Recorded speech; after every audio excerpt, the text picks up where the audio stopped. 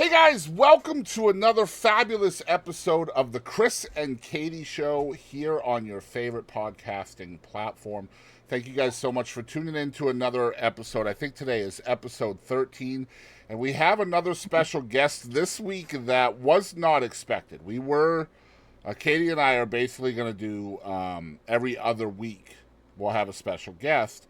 Well, we had a special guest last week, and we're going to have a special guest next week, and that would be our every other week.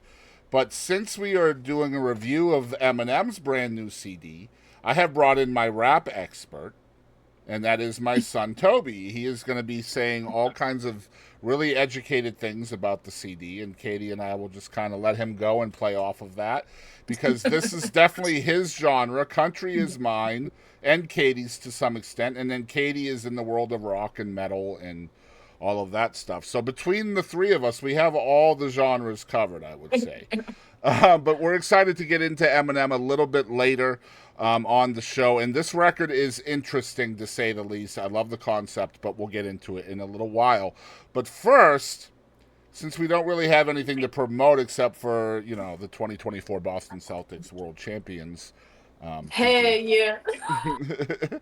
Toby has nothing to promote. He's just here as moral support and knowledge.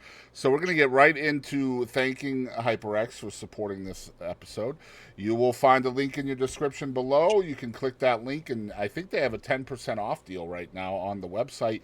And you can use that 10%, get yourself some fabulous gear. And if you use our link in the description, we will get a commission on that. So please consider doing that. Of course, you can also contact us at the Chris and Kadie Show, all spelled out, at gmail.com if you need to get in contact with us for any reason whatsoever. And with that being said, let's get into the notable and celebrity deaths of the week between July 22nd and July 29th, which is today as we record this. And again, we just got hit with a bunch of them that just came into Wikipedia within the last day.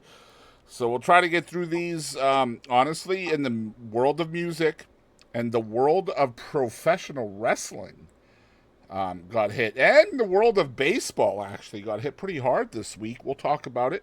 We'll start with July 22nd. And I wasn't going to do July 22nd because we did cover that as part of the last episode.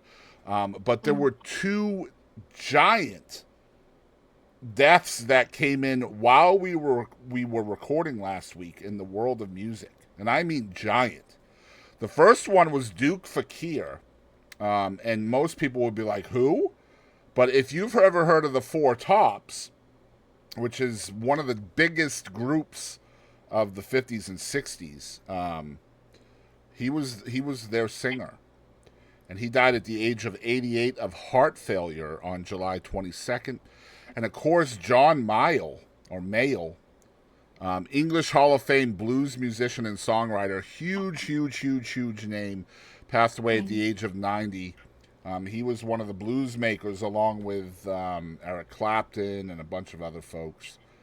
And I saw a video on TikTok, I think, where Eric Clapton was talking about John, and it just tore me to shreds. Not only that John is gone, but to see how old Eric Clapton has gotten as well. Yeah. That Anyway, makes me sad. What the hell? yeah, and this, like I said, this came in while we were recording, so like I had to talk about them. Obviously, July 23rd, we had Dick Asher, 92 years old. Dick Asher. Dick Asher. Dick ass her.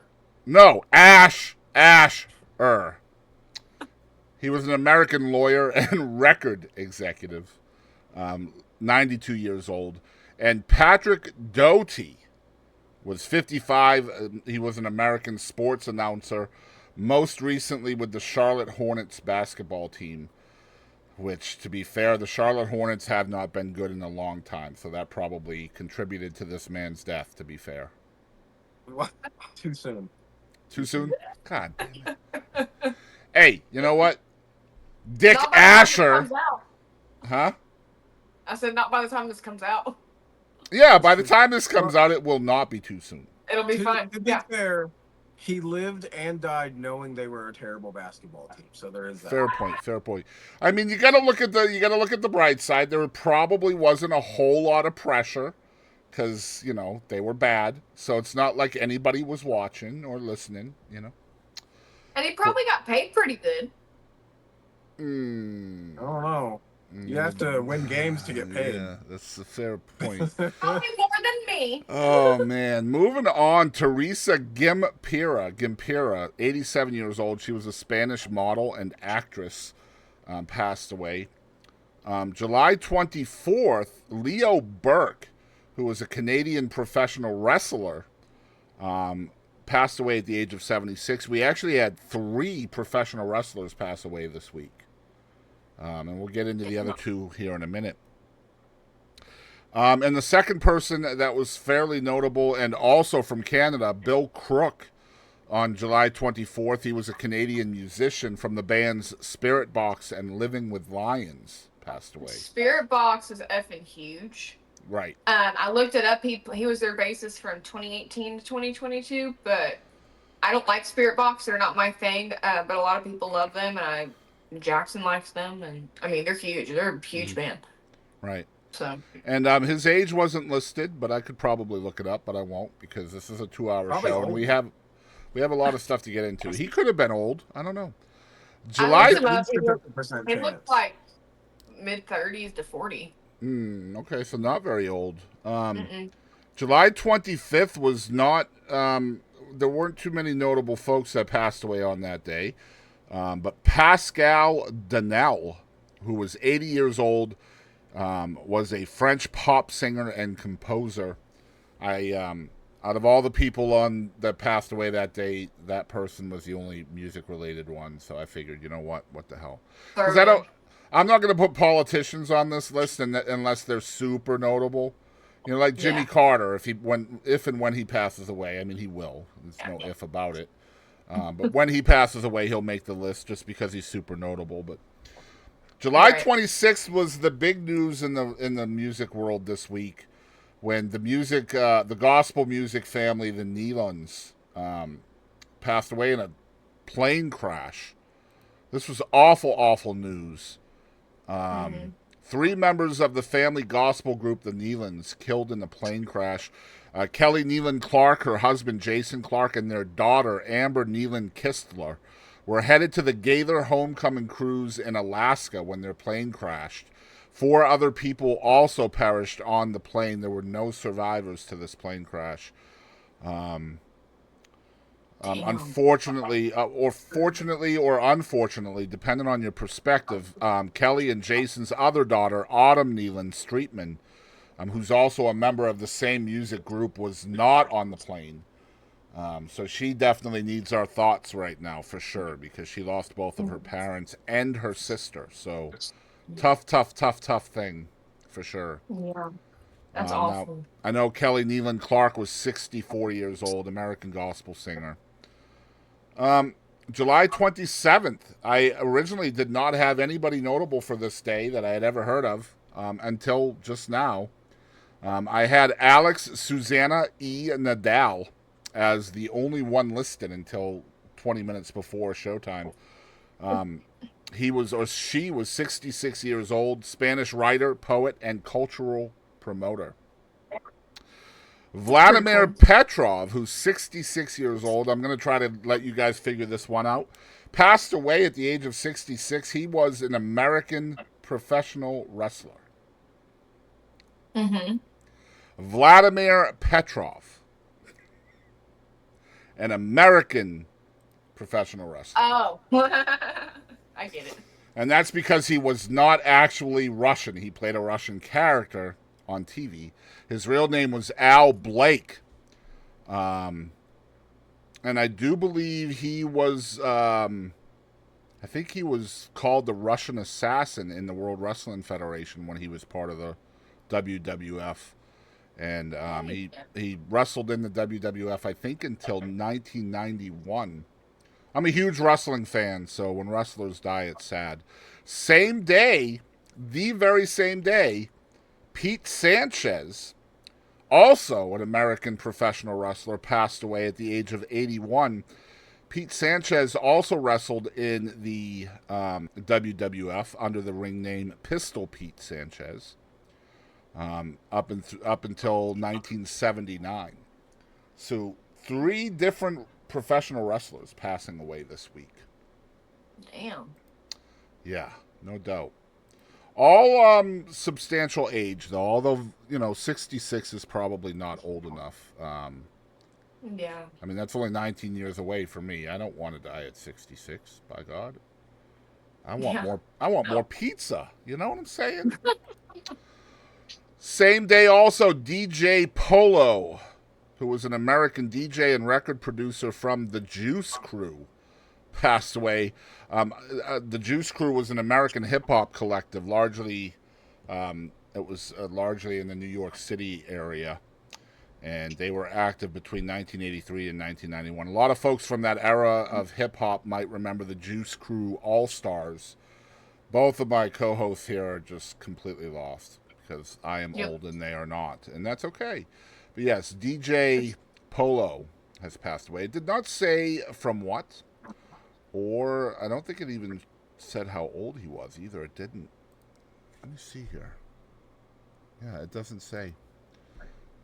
Anyway, moving on, July 28th, the American actress Erica Ashe passed away at 46 years old, sadly, of breast cancer. She was probably best known for the skit television show Mad TV, which, by the way, was probably a better version of Saturday Night Live. I think Mad TV... No, Living Color was the one that made, like, Damon Wayans and Jim Carrey and folks like that. Mad TV was a little bit different. And same day, we had a couple of baseball players pass away yesterday as well. We had Doug Creek, who was a 55-year-old former baseball player for the Cardinals, Giants, and Rays. He passed away of pancreatic cancer. And then early this morning, the news made it to social media that Reyes Moranta, who was a Dominican baseball player who played last year in the major leagues, passed away at 31 years old of an ATV crash. That's so sad. In his homeland of Dominican Republic. And last but not least, on July 29th, earlier this evening, Chino XL, who is an American rapper, passed away at the age of 50 years old. I'm going to see if I can't find any info on that. He released 4 solo albums, most recently in 2012. Let me see here. It doesn't say how he passed. My guess is it's because he quit breathing. In some form or fashion. Yeah. Them pesky f***ing lungs, I'll tell you what. Looks like he just released some music as well on the 26th. Did he really? Damn. Yeah, his Instagram, currently number 3 on the rap charts, eyeing that top spot for release week come July 26th. Yeah, see, I'm not seeing that. I'm seeing his most recent single as 2022. And his most recent studio album is 2012. So maybe Wikipedia just hasn't caught up to that yet. That's possible as well, to be fair. Yeah. I'm not That's seeing nuts. any of that. But yeah. 3 days ago. It'll probably do really well now that he's passed, to be fair. I think people do that a lot. Like, they always consume more content right after somebody has passed away. It's kind of sad to think of it like that, but it's definitely the truth. But anyway, miss them till they're gone. We are going to get into our game, and this is my opportunity, and I was going to talk to Kadie about this prior to going live. But I have put in a protest on our game system to the powers that be of this show, namely myself. And I was about to say you. So yes, I put in a protest to myself, and I agreed with the protest. And so you can, obviously, as 50-50 of this show, you can turn down the protest. I can also protest against the protest. That's absolutely the truth. But here's how I would like to go forward with the game every week, okay? Okay. Since I did last week, you would have done this week. Uh-huh. So in other words, we switch off week to week. I do one, you do one, I do. That way it's not the same person doing it every time. And whenever we have a special guest, the special guest has to do the game. The good news is I'm not special. That's right. So basically what's going to happen is Toby is going to do the game this week. And then next week, if we have Ryan on the show, he will do the game. And then the week after that, we shouldn't have a guest, and you would do the game. And so you understand now? Do you have a protest to the protest? No, I like it. I'm just playing the game. I played the first one, right? Yeah, and you haven't played it since. And I just got to sit here and listen to you. It's not fair, truly. That's tough, you know. All right, so here's what we're going to do. Toby is going to play the game, and I'm going to choose the game by spinning the wheel, and then I'll choose the topic of the game by spinning the wheel, and then Toby will take it away. And so here we go. I'm spinning the wheel. Let's see what we get. One I don't like. All right, we got World's Greatest Expert. Okay, so I think you're going to do great at this. The world's greatest expert must give a false lecture about the topic while the other hosts ask questions. So basically, you will give a lecture, and then Kadie and I can come in with questions about the topic, okay? Crazy. Remember, this is a false lecture, so you can't tell anything truthful about this topic. All right, and the topic is going to be... I'm going to remove... Okay. The topic is... Oh, no. The topic is old cars. This is not fair.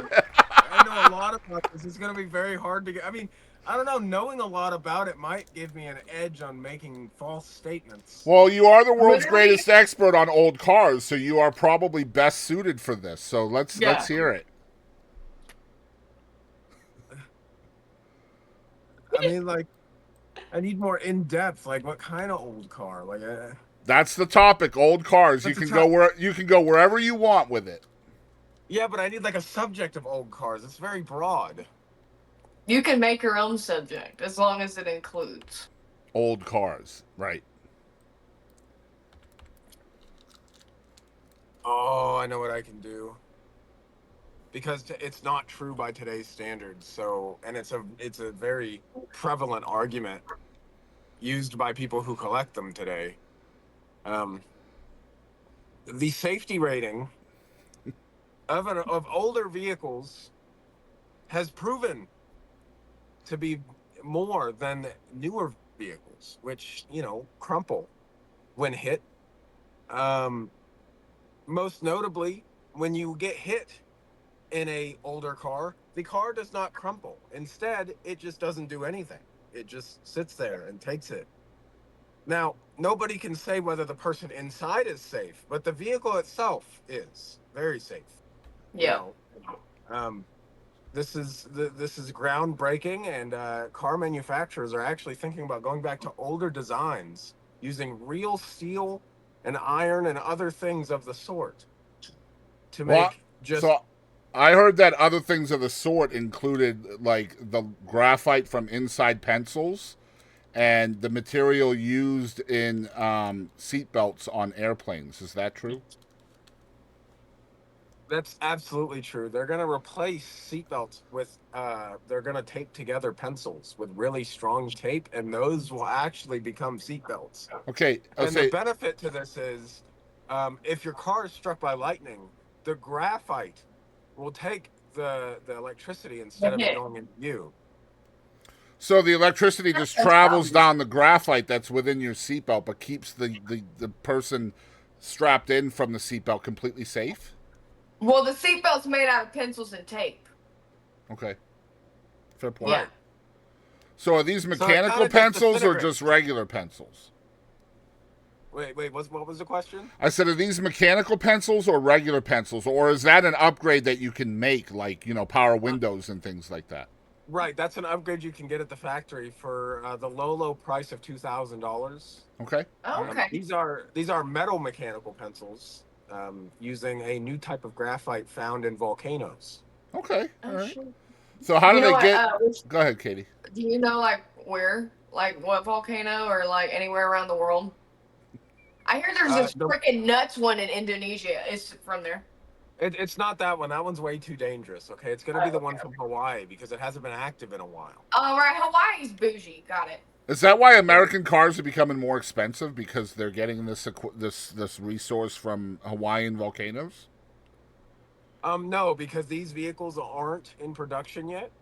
This is just, they're talking about putting them in production. So, no, the reason why car costs now are so high is because you pay for the crinkly plastic that the cats like to eat, and they put that inside all those vehicles. Oh, so that's probably why they're doing away with the bubble wrap then, right? They're trying to move that over to car manufacturing. Okay. Makes sense. Right. Crinkly plastic. Nice. Okay. Kia better watch out. Americans are coming back in the world of automobiles, right? Yep. All right, Depends cool. on how you look at it. Yeah, perspective is everything. All right, that is our world's greatest expert, Mr. Toby Barnes, here only on the Chris and Kadie Show. Let's go. All right, so we're going to get into our top 5 of this week, our segment we started doing 2 or 3 weeks ago. And a lot of these subjects and topics that we've done tonight, we are doing because I figured Toby would be pretty funny with these, or knowledgeable. Funny or knowledgeable. And Toby's pretty smart when it comes to punk rock. It's one of his favorite genres. So we're going to talk about our top 5 punk rock bands. And we will include anybody that has punk rock as part of their genre. It can be pop, punk, or whatever. As long as punk is part of it, even if it's a subgenre, that's going to be included. And I'm going to start with my number 5. I have got... I've got the Ramones at number 5, probably. The look on Toby's face. Okay. All right. I'm changing my answer. But I don't say it. Okay. You know what? I'm going to go with Offspring. The Offspring. Just because their freaking music is actually very, very catchy. And it's something I grew up with. So is that 1 or 5? That's number 5 for me. Yep. All right, Kadie. What's your number 5? So this is... I've mildly grown out of it. I still have my favorites, but I know every song off of every album up till like 2020. But that would have to be Green Day. Okay. They're a staple of my life. They're 5. Wow. Yeah, that surprises me because I know how much you like them. So I'm surprised well, you have I'm wearing them a so low. Nirvana shirt, and they're not on my list, so there's that. I wouldn't consider Nirvana punk though either. Or I would. They border on it. Yeah, they float that line. I think it's more grunge than punk, but that's just me. Toby, what's your number 5? I'm gonna have to put the Killers at number 5 for me. Okay. Oh, dude, you know that is it. Somebody told me that song. Okay, Jackson and I were listening to that. And that song came out how long ago? It's off the same album as Mr. Brightside. That's actually pretty old. A long time. Yeah. The lyrics of the chorus for Somebody Told Me, or somebody told me you had a boyfriend who looked like a girlfriend I had in February of last year.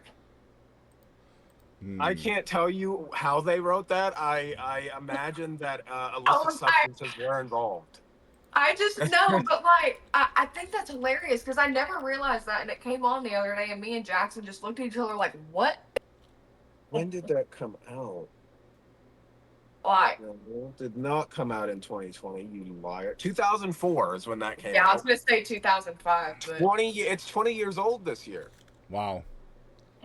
I don't want to talk about age anymore. My number 4 is. Go ahead, Toby. Mr. Brightside, if I can figure it out. I want to see when that was released because that's super interesting. I don't want to go to YouTube. I hate things. Here we go. Release date. Perfect. 2004. Okay, so off the same album. So 2004. I don't know. Sometimes they release a single before the album, and it's the year before. Mm-hmm. Like Eminem. Yeah. All right, my number 4 is the Dead Kennedys. I got the Dead Kennedys at number 4.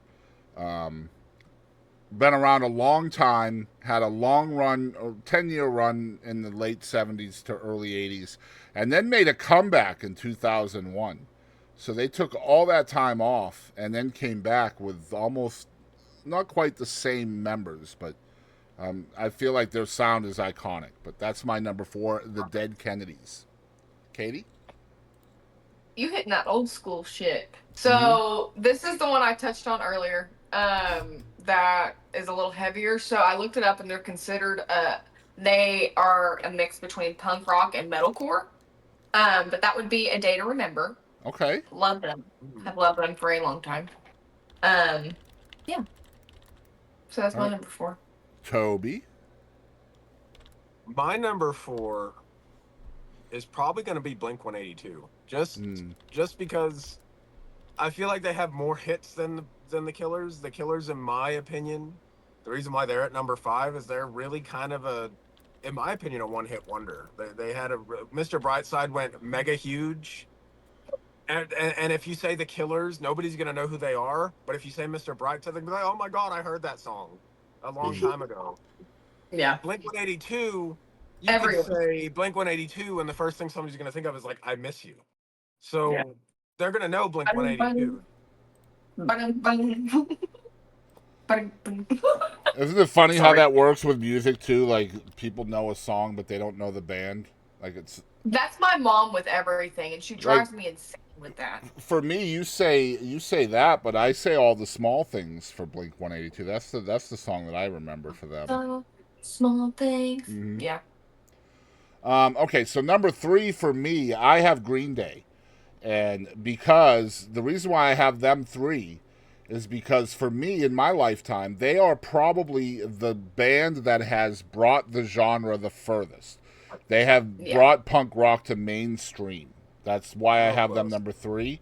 And people are probably going to be like, oh my God, who does he have higher than them? But you'll see in a minute. Kadie?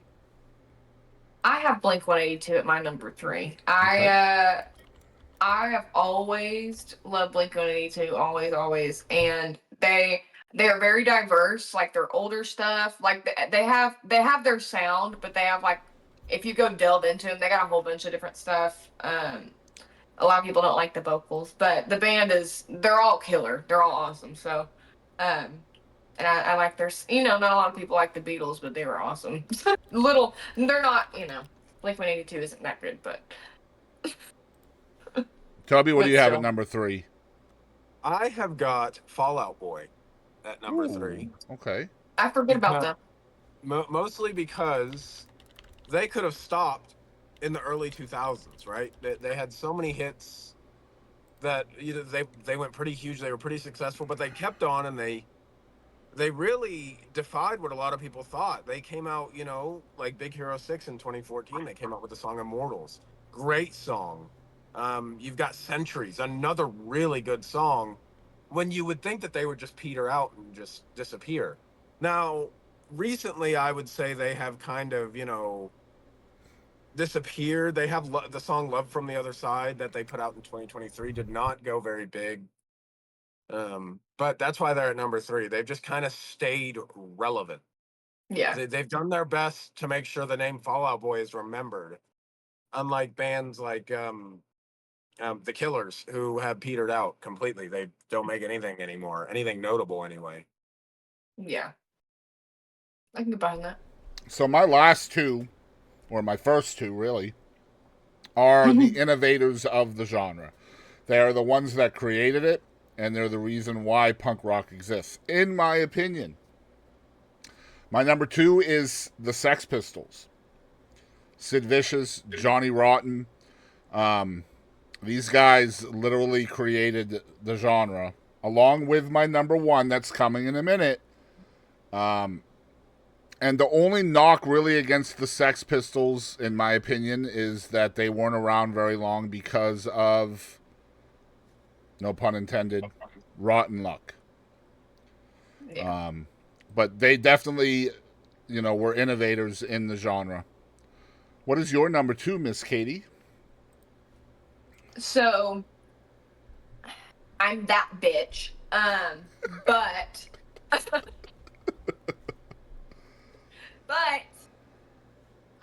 generation before it was cool. Well, after it was initially cool, but before it was cool again for my generation.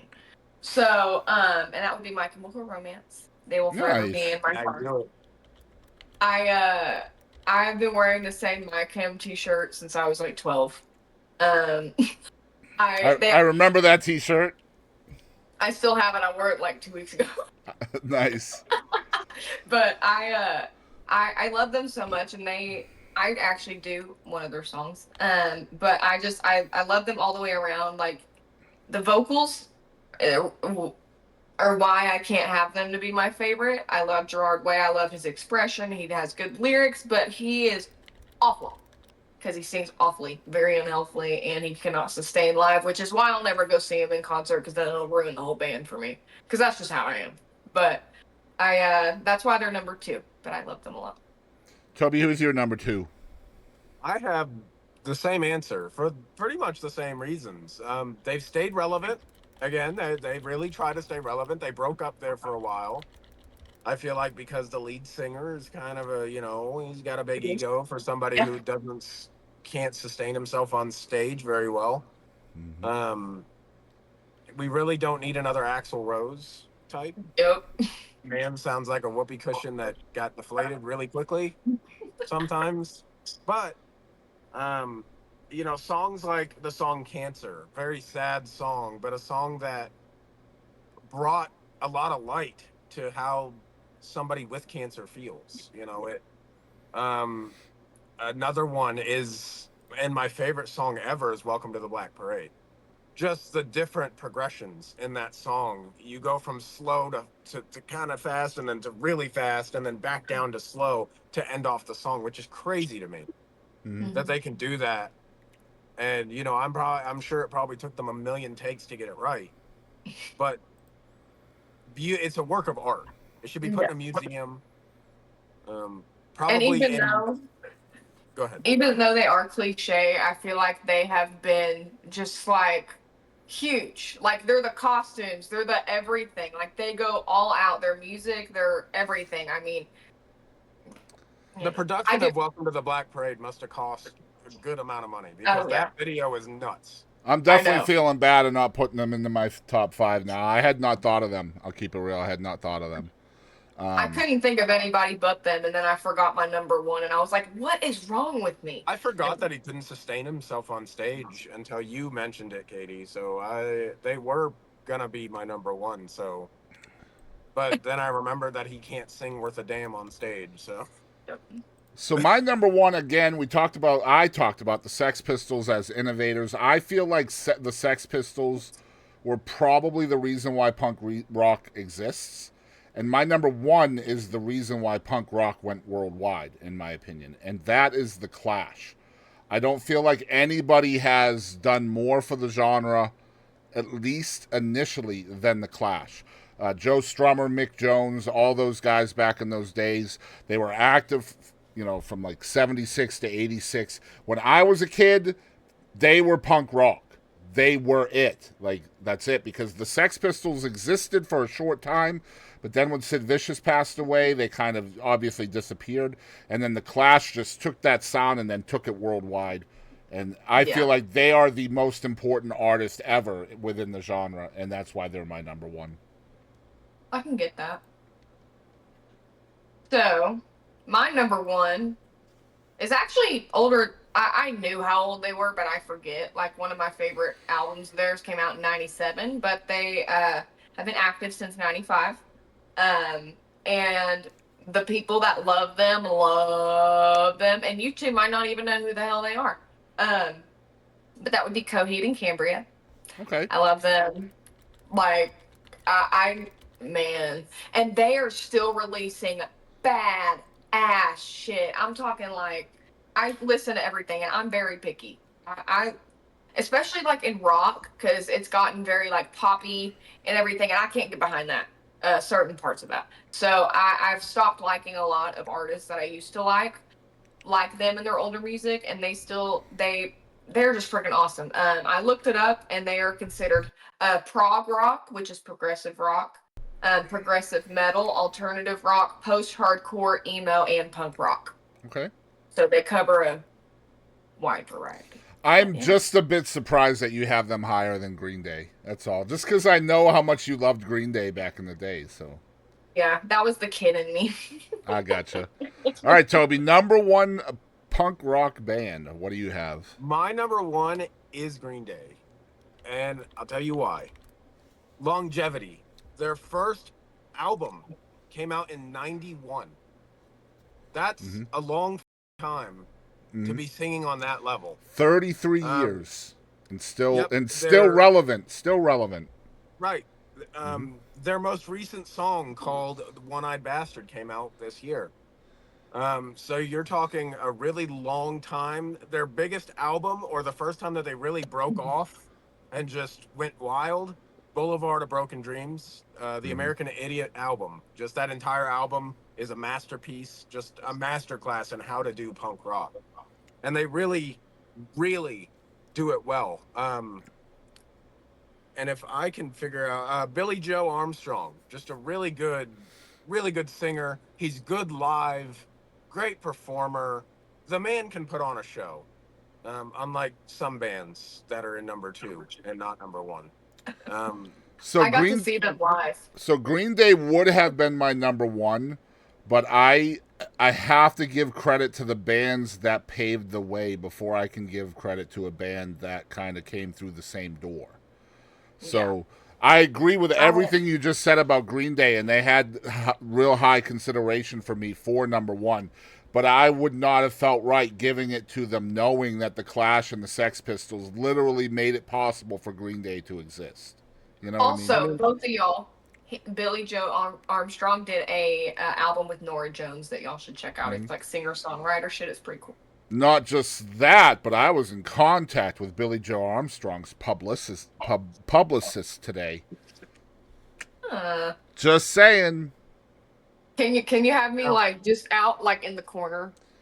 I'm just saying. I'm not saying it's gonna happen. I'm just saying they responded and haven't said no. So, my honorable mention. I feel like we all get to have an honorable mention. Okay, one honorable mention. Mine's going to be My Chemical Romance, just because I forgot them until you guys were talking about them. And we have to go in order, Toby, so you hold on. Katie, what's your honorable mention? Shit, hold on. Let me find my other sticky note that I threw on I've the floor. never heard them live. Are they any good? Are they a female-fronted band? Oh, shit. I love them, too. All Time Low. All Time Low. I love All Time Low. All right, Toby, honorable mention. My honorable mention, just because they're not technically punk rock, but they're almost there for me, is Panic at the Disco. I'm really crazy about them. I own every single one of their albums on my old phone, which is in a drawer, that I pull out every once in a while when I don't feel like trying to search for it on YouTube. Look, we don't need to know what you pull out in your camper, all right? Look, you just calm down. Panic at the Disco for me got me through a lot of really tough times just because they were, and talk about somebody who's got one hell of a voice and can perform. Brendan Urie. That man is an absolute just killer performer. Yeah. This man did a backflip while singing. I don't want to hear anything else about anybody else. All right. Impossible Year off is the album Death of a Bachelor? I don't know. But the same album. If it's on Death of a Bachelor or hold on. I can actually. No, it's on that one. With the car, the neon shit. Yeah. Yeah. So that's like my favorite song, just because his vocals are just incredible. Is a song off of one of his albums. Once I find it, I will know. I haven't listened to them in quite a while now. Also, about my honorable mention, All Time Low, I love them so much. They're so the little, I'm emo, I'm punk, little girl band. So that's, but man, I still love them, and they do have some good, like really good music. I'm just glad a female-fronted band made the list somehow, by God. So, Panic has a song which introduced a lot of people to the LGBTQIA plus community. Called Girls / Boys. That was on that album, right? It's on Too Weird to Live, Too Rare to Die. is the name of the okay.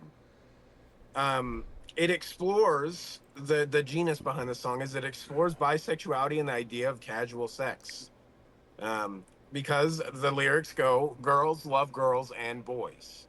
Mm-hmm. So it introduces people to the idea of bisexuality and that it's not a bad thing. It's funny. A little bit off topic before we move on to comic books, but I was watching a baseball game the other night on Fox. And speaking of the LGBTQI community and music that's relevant to that, Chapel Roan is kind of a anthem singer for the lesbian community. She has a lot of lesbian type songs, which, by the way, I absolutely love. She's a fabulous artist. But the reason why I'm talking about it is because I'm watching this baseball game on Fox, and when the inning is over and they go to commercial, they usually play background music, right, to go to commercial. And they were playing a Chapel Roan song about lesbian. I was like, oh, someone didn't do their homework in the truck. That was great. Anyway, moving on. Let's talk about comic books. We're going to talk about the worst comic book movies of all time in each of our opinions. Obviously, this is subjective. But before we get into the worst comic book movies of all time, I don't know if Kadie and Toby saw this yesterday, but huge thing at a Comic-Con on social media. Robert Downey Jr. was revealed to be Dr. Doom in the Avengers movie number 5. I bet that'll be badass. Well, yeah, So- he's the only one who can play him, so. So what's that about? How is that going to work? Because he's Iron Man. So how can Iron you Man's be? dead. But how can you be Iron Man and then die and then be Yeah. Dr. Doom? I'm curious how this is going to work from a storyline perspective. Especially since it's a freaking Avengers movie. It's not like he's going to a different part of the cinematic universe. He's literally within the same universe. So, all I know is everybody was stoked. And I have not seen... I've seen very little people that are, like, upset about this. Which is dope.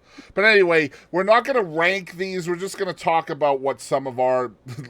what we believe are the worst comic book movies of all time. Don't have to be superhero movies, just have to be represented in a comic book. Go ahead, Kadie. I will say, I told them this before, but I know the ones that I like. I like most things, but I have not seen the majority. I went on Wikipedia and looked like a list, and I actually found shit that I didn't realize that I was like, oh, I like that, but nothing that I was like, this is awful. So I just wrote shit down that I thought sounded stupid. she's just saying that in case anybody out there gives her hate for her list. Yeah, because I am very uncultured and I don't know shit, so don't blame me for it. Okay. I'm ignorant. The worst comic book movie ever made, in my opinion, I don't care what anybody says, is Catwoman with Halle Berry in it. It was absolutely gross. It was one of the worst, not only the worst comic book movie of all time, but possibly the worst movie of all time, period, for a movie that had a high budget. This movie is god-awful. It was that bad. Damn. And I love Halle Berry, by the way. We're out strong. Shit. It's that bad. God. And I think Rotten Tomatoes has it as the 4th worst comic book movie of all time. So Rotten Tomatoes thinks there are 3 worse than that one. So look, I'm gonna segue you into the next one, because I wrote this down because I think Green Lantern sounds stupid as. The whole premise is just stupid as. What is happening? It was bad. It was really bad. No, all of it. Just what? Why? My man got a ring in a cereal box and was like, I'm a superhero now. So It's legit. Right. the comic book Green Lantern is amazing. The whole universe behind it is really good. The plots are amazing. The movie, though, was so badly done. It was a shit show from the beginning. The fact that Ryan Reynolds actually like survived that movie is a testament to his talent, to be fair. Okay, so the worst one ever made came out before I was born in 1997. The name of this movie is Batman and Robin. Oh God, I don't. This movie, and just to give you an idea on how bad this movie was, some of the quotes in it were, "You're not sending me to the cooler." What is this? Why are we saying this? Okay, let's kick some ice. The word is ass. I know it's supposed to be a kids movie, but it's not a play on words. Okay, but it was Arnold Schwarzenegger that said that. So in his accent, it kind of sounded like ass, sort of. So yes, the movie was pretty bad, to be fair. The worst quote of all: "What killed the dinosaurs? The Ice Age." Why is that? Why is that included? Why does anybody need to know that? This is a superhero movie, not a. So not only was that movie one of the worst comic book movies of all time, but it was also one of the most expensive to make. So that movie had George Clooney as Batman. It had Chris O'Donnell as Robin. It had Arnold Schwarzenegger. It had Uma Thurman. It had Alicia Silverstone. Like, the cast in that movie was unbelievable. But then you watch the movie and it's like, what are they doing? And just so we're clear, Rotten Tomatoes has that as the 11th worst comic book movie of all time. They have 10 movies that are worse. Yeah. I will say, something I did watch growing up was like the Teen Titans shit, like all of that. There was some good, some bad, but the bad was bad. Yeah. Now, I'll tell you another one. Comment on that. My wife hates, and I don't disagree with her, Wonder Woman 1984, which is Gal Gadot. And the first Wonder Woman movie was really, really good. I liked the first one. The second one, not so much. And, like, I don't even know where that is on Rotten Tomatoes, but it was really bad. What really upsets me is there's a new movie that just came out this year called Madam Web, which is basically Spider-Woman. And so Marvel was planning on making like 3, 4, 5 different movies based on this character, but the movie did so poorly that it might be scrapping all of those plans. And that saddens me because I like the character. But yeah. And that had Marvel, but botch a woman Spider-Man. Well, to be fair, like some of the worst comic book movies ever made had female leads, and that saddens me. Elektra with Jennifer Gardner was horrible. Absolute shit. Yeah, that's my next one. Yeah. That was a really, really bad movie. I don't understand what the point of that character is. Well, what ended up happening at the time is Daredevil with her and Face did really well. And so they were trying to kind of bank on that success. But for whatever reason, I think if they did that character, I think it would do a lot better today than it did then. But yeah, that was a bad movie. And I know most people out there that are listening or watching are probably screaming Superman 4, Quest for Peace, which was also absolute shit. The best part of that movie was Richard Pryor, who's obviously hilarious. Hold on, I saw like one Superman movie once. It might have been that one. This was 1987, though. It's not a very well-known movie. It was bad, really bad. I've seen clips of it. Yeah. I saw like one of the new ones, and it was. No, I don't know if I've seen the whole movie, but I've seen bits and pieces. Well, if you guys don't have anything else on this topic, we can definitely move to the next. I've got one more. That's pretty bad. Okay. In my opinion, I probably should have put it at the worst one. The movie came out in 1994. And speaking of the number 4, The Fantastic Four. Okay, I have a story. I have a story on this one too. The Fantastic Four movie in 1994. Yes, I have seen it. I grew up with a TV that had a DVD player built into it. We had a lot of superhero movies, and this one is by far the worst one. It was so bad that when it was on when I was sleeping, I had to go turn the TV off because I could hear how bad that they were at acting. Okay. So I'm going to tell a story about this because I am the one behind this DVD. The DVD that we had was a bootleg copy of that movie because that movie does not exist. What you're talking about does not exist. I put that in air quotes. I'm going to describe why that movie exists the way we had it. Because if you remember, Toby, we also had a Doctor Strange bootleg copy. Yes. In the same DVD pack. In 1994, the way movies work, I don't know if they still work that way, but a movie company buys the rights to a movie, like a title, in this case Fantastic Four, and that those rights expire. So in other words, if you buy the rights like in 1992, the rights to that movie will expire in 95, and then the rights can be resold to somebody else. Well, in this case, the movie Toby is talking about was a movie that movie company put together in literally 3 weeks just so that they could retain the rights to the title. And then it was another 11 years after that when the actual Fantastic Four came out in 2005.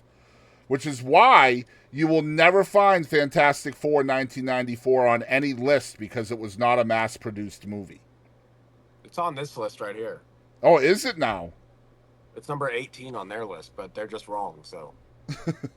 The worst Fantastic Four movie was actually done in 2015, believe it or not. And it was... That's the one I was looking at. Yeah.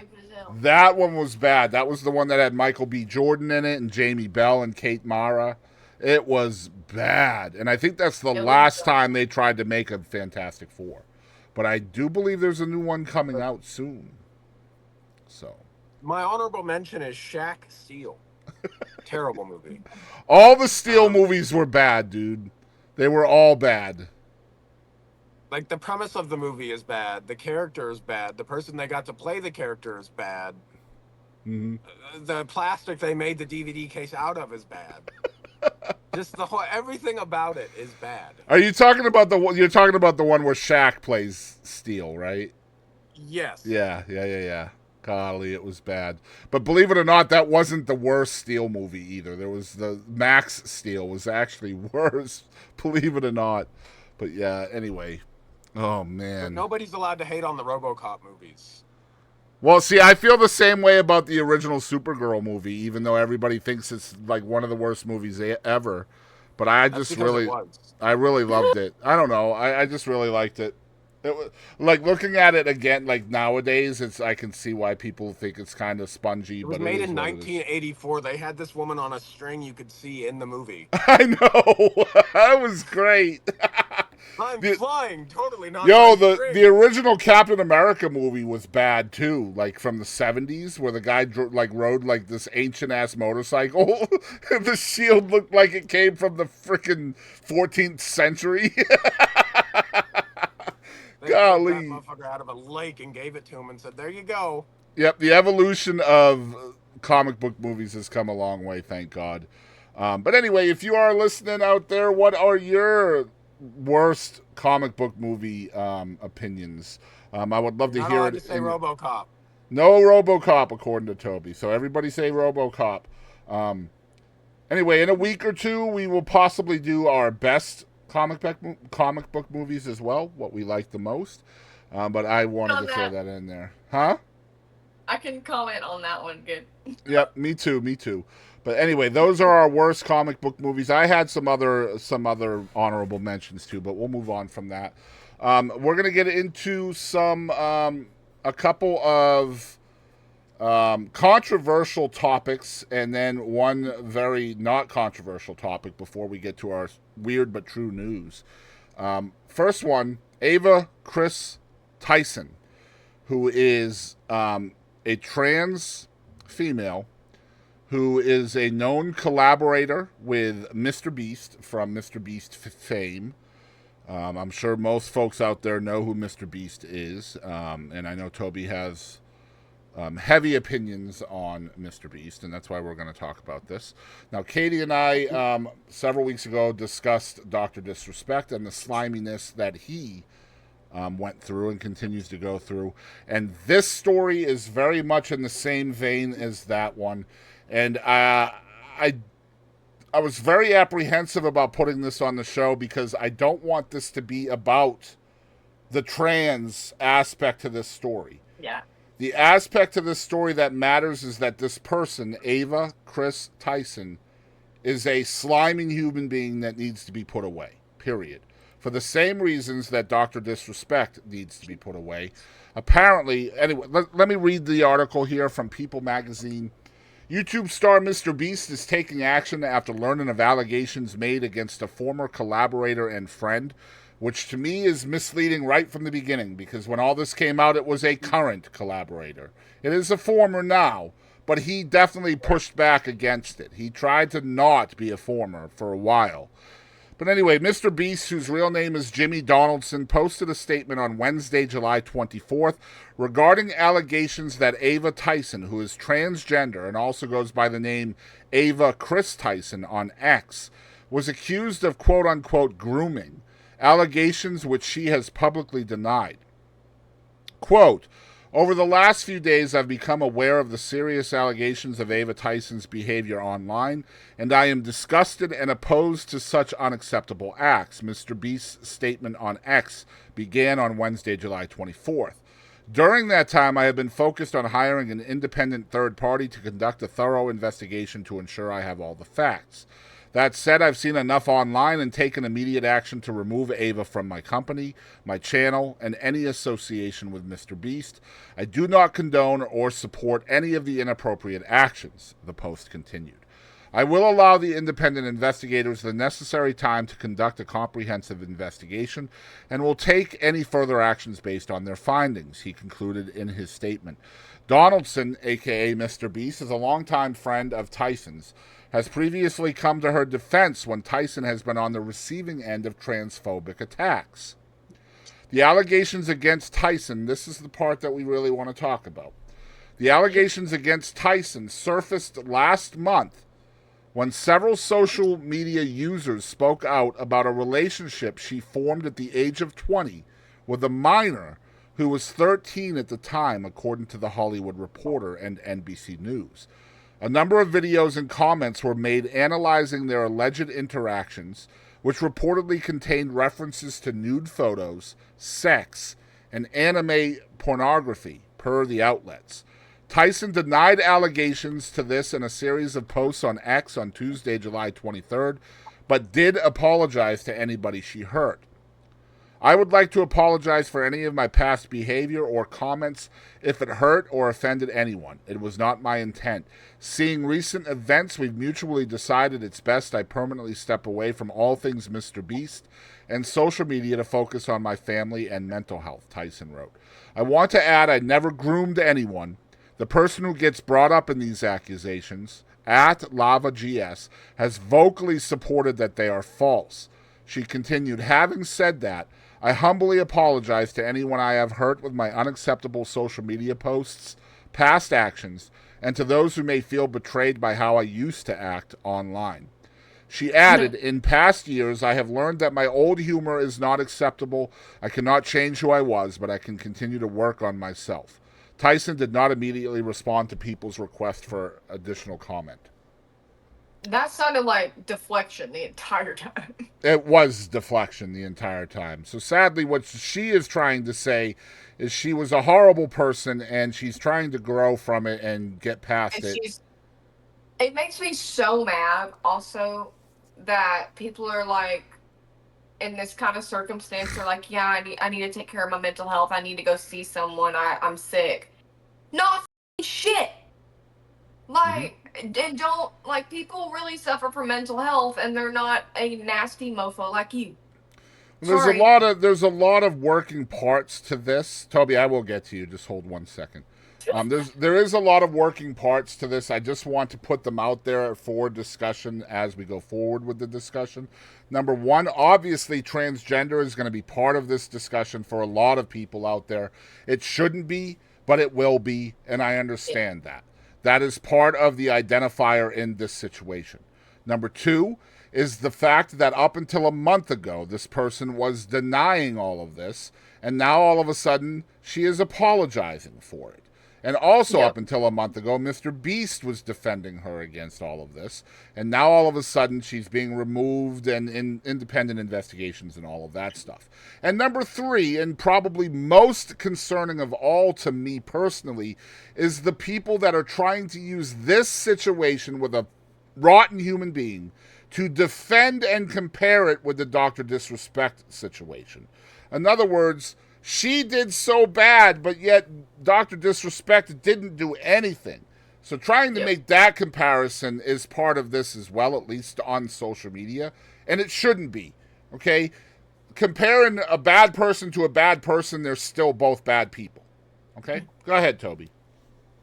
So I was actually going to touch on the fact that I think it's wild that, and we're doing, and everybody's doing the right thing by, just calling out Ava for the disgusting behavior, and canceling this person because, I mean, they deserve it. You don't do that to minors. But on the same point, you've got rotten human beings defending Dr. Disrespect, who doesn't deserve to be offended, or not offended, but defended, and absolutely admitted what he did outright in an X post. Mm-hmm. But this man will continue to get money and stay afloat and be well above middle class because of these rotten human beings. Meanwhile, this other person, because they're transgender, most likely, is going to be canceled, rightfully so, not defending anything that they did. I'm just saying there's a big disconnect in people's brains. Mm-hmm. You're canceling one person, completely ruining their entire career, which deserves to happen. But you're going to continue another person's career who probably was going to do much worse to a minor. Admitted that they, oh yeah, there were plans to meet, but nothing inappropriate was going to happen. Right. Well, to me, it sickens me. It's like this, right? For me, the fact that Ava is transgender is not the reason why she's a bad person. The reason why she's a bad person is because she's a f***ing bad person. The adjective or her gender has nothing to do with the fact that she did something criminal. Just like Dr. Disrespect's gender has nothing to do with the fact that he did something criminal. The fact that people are trying to make that the reason why Ava is a horrible person, rather than the absolute gross behavior with a minor, is actually disgusting to me. The reason why she's a bad person is not because she's transgender, it's because she groomed a minor and had a relationship with a minor. And another good point is this whole situation is gonna be like somebody's, f you, talking about trans people. Mm-hmm. Like, and talking about how they're hurting children and all that kind of stuff. This is gonna be a point people are gonna use. Absolutely, and it's already happening, Katie. Like, there's so many people out there that think that trans people and drag queens and all of that and this is one that are actively trying to groom our children, and it's simply not the truth. And just because you can find one example of that doesn't make it so. Okay? Mm-hmm. And again, this is completely allegedly. We have to say allegedly because nothing has been proven, both on this and Dr. Disrespect. Dr. Disrespect is a little bit easier to throw under the bus because he did admit to that shit, right? But I think anybody needs to separate anybody who wants to know what actually happened, that is, will need to separate the gender from the actual criminal act. And again, I reiterate, the gender had nothing to do with the criminal act itself. Now, another thing that I have a kind of a problem with, and I kind of understand it to a point, is the fact that the people who are especially defending Dr. Disrespect are calling for the cancellation of MrBeast. And this is not the same situation, in my opinion. Dr. Disrespect is being canceled and boycotted and removed from monetization and endorsements and sponsorships because he's the one that did the criminal activity. But people that are on board with him are trying to get MrBeast removed for the same thing, when he's not the one that did it. Sure, he has gone out of his way to defend Ava, mostly from transphobic attacks, but he's been shown proof of this prior to the last month or so, and he's always stood by Ava. And then this backlash happened, and now he's kind of backtracking a little bit. I want to be clear.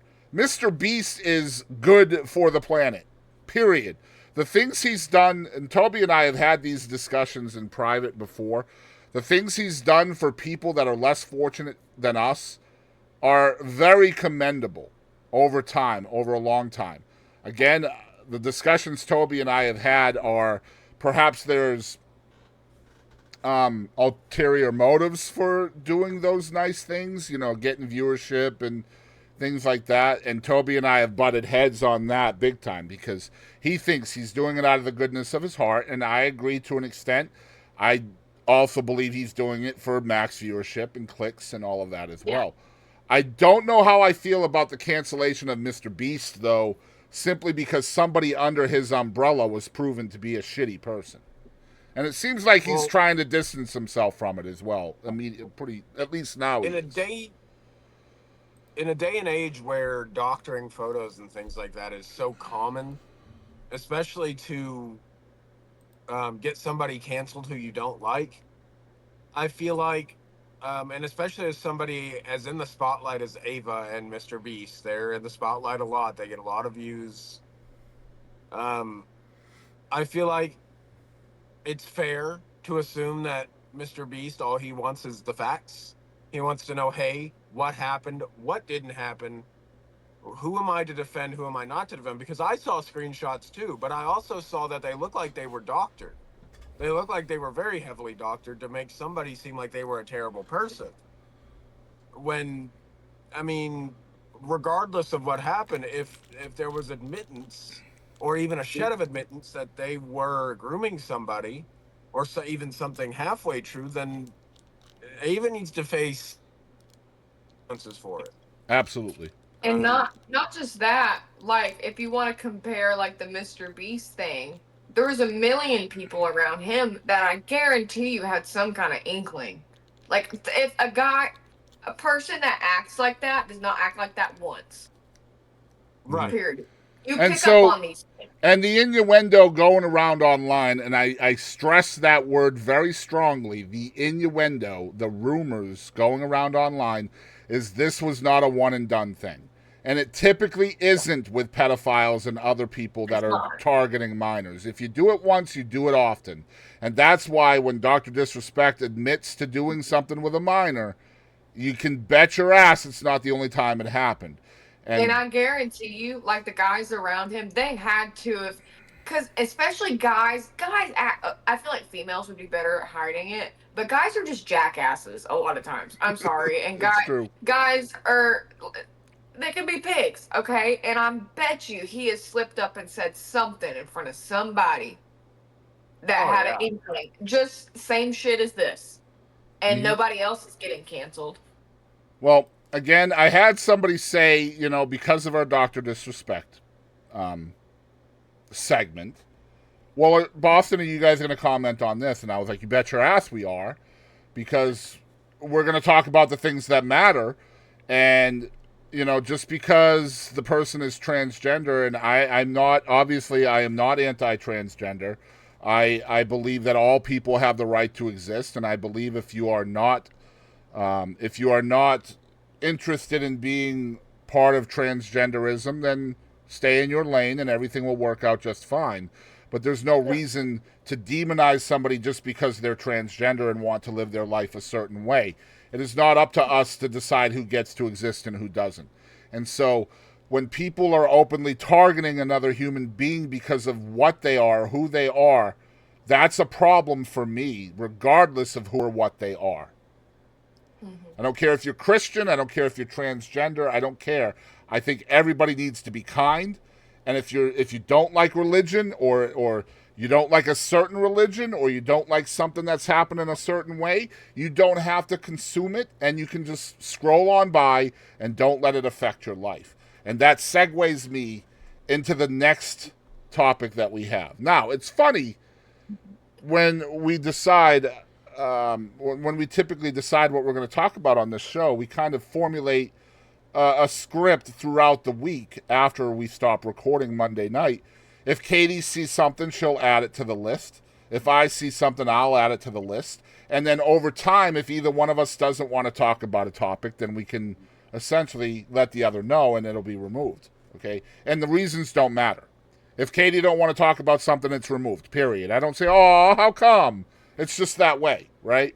So the funny thing about this week is I had comic book movies on the list before the Doctor Doom thing happened. And then the Doctor Doom thing happened, and I was like, holy shit, that's dope. And then another topic I had, obviously the big thing happening in the world right now is the Olympics. And we were just going to talk about the Olympics and whether we watch them and what sports excite us and all of that. And then all of the shit hit the fan, right? All of the shit hit the fan. And now we actually have something controversial about the Olympics to talk about. And we talked about this off air. We are going to talk about factual things on this show. And feelings won't matter here. We are just going to hit you with the facts. And if you don't like it, that's okay. You don't have to consume it. You don't have to agree with it. And again, move on. Okay? But here are the facts as I know them. And a lot of research done on this.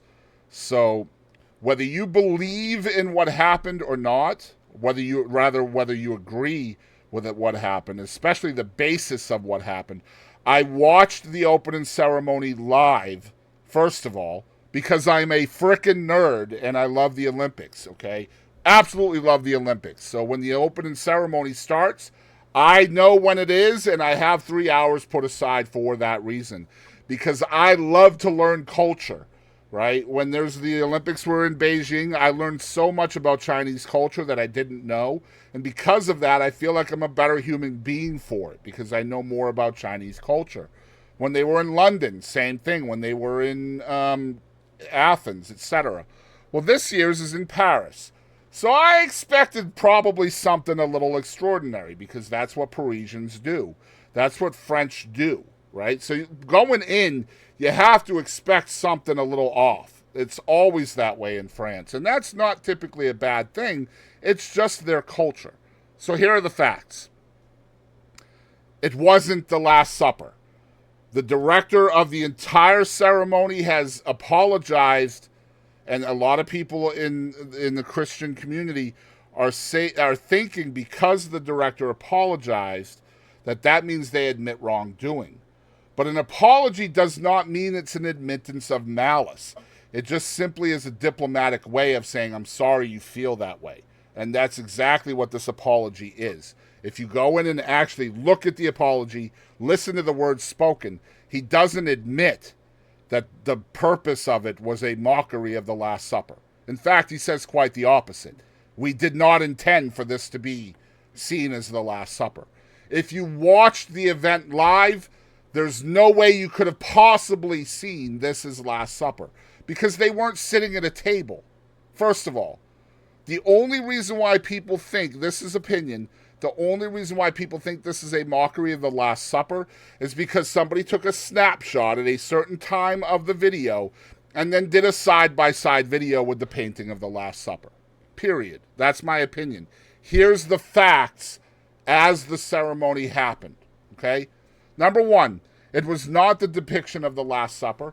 It was a depiction of an ancient Greek bacchanal. Now, a bacchanal is it's kind of like a party. It was a loud, extravagant party that the ancient Greeks would have. The Olympics, ancient and Greek. Hello. Anyway, Who would have thought? the parties often spanned several days, and honestly, back in the day when the first Athenians were having Olympics, they would start their Olympics, their games, with a bacchanal. And those bacchanals would last 3, 4, 5, 6, sometimes up to 20 days before the games even started. So the athletes back then were probably absolutely in great shape for the Olympic Games in the first couple of years, right? Now, these parties are named after Bacchus. Bacchanal, Bacchus. Bacchus is the blue guy that you guys will see in your side-by-side pictures that everybody thinks is a mockery of Jesus. It's actually Bacchus, who is the blue guy that is covered in grapes or grapevines. Also known as Dionysus, who is the Greek god version of Bacchus. Now, Dionysus is the Greek god of fertility, also known as the god of wine and pleasure. Okay? All of those things are depicted as part of this bacchanal that you saw as part of the opening ceremony. And finally, you will also see what people were calling the death on a pale horse. You could see that as part of this mockery of the Last Supper. No, it's not death on a pale horse. It's actually Sequana, who is the goddess of the Seine, which is the river that they were doing the opening ceremony on, the athlete procession. That's where it took place, is on the River Seine. Now, Sequana has always been, not just this year, not just 4 years from now, she has always been the representation of the Olympic spirit. So she's always been highly, highly connected to the Olympic Games over a lot of time. Simply speaking, everybody out there, in my opinion, this is opinion now, everything I just stated is a fact. Okay, this is what you saw was a bacchanal. It was people, lots of them, not 12 disciples, not whatever. It was 19, 20, 18 people, thank you. And that was just on the one side of the runway. There were more people on the other side of the runway, which if you had saw the opening ceremony, you would have known that. And in the Last Supper, there are not people on the left-hand side of the table. They are only on the opposite side of the table from the perspective of the artist. Or on the table, correct. But if you watched the ceremony when it happened, there were people on both sides of the runway, and there were models walking down the runway like a fashion show. Okay? Nothing to do with the Last Supper. The only way you could possibly see that is because somebody saw that still shot or snapshot as part of the procession or the runway, took a picture of it, did a side-by-side, and then everybody's pissed off, okay? And that's okay. You're allowed to be pissed off. You're allowed to cancel the Olympics. You're allowed to not watch them. You're allowed to boycott the things you don't like. That's okay. That's fine. But trying to say that it's because of a reason when that reason has been disproven, factually disproven, I mean, I don't know what to say about that except for... I feel like a lot of people had knee-jerk reactions, and I think some people might be regretting putting their knee-jerk reactions out there. I don't know, man. Religion is supposed to be a little more loving than that, I thought. Anyway, what say y'all? I think it's so crazy. Like, the things that we make a spectacle out of the things that we don't. For example, that side, or the people that are religious, the more right-wing people, right? Which tend to be Christians, you know. Just the morals kind of go together, right? And that's close to factual. Anyway, not the point. Mm-hmm. We were all just fixated on Trump almost getting assassinated. What happened to that? No one gives a flying f***. Now all you see is the Olympics. That was like 2 weeks ago? Last week? I don't know, some shit like that. I can't keep up. But no one gives a shit now. And that's huge. I think people still care. But go ahead. The maxi pad companies care. Their sales are way up. Now, a couple of things. I'll tell you something that gets me a little bit is, again, I have to reiterate, I watched this live. I watched it live. I enjoyed the entire ceremony. There wasn't anything in the ceremony I did not enjoy. I thought it was very well done. There are things that I have seen that have come out on the internet that I did not catch when I watched it because I wasn't watching it in slow motion and trying to find anything to offend myself on it. Okay?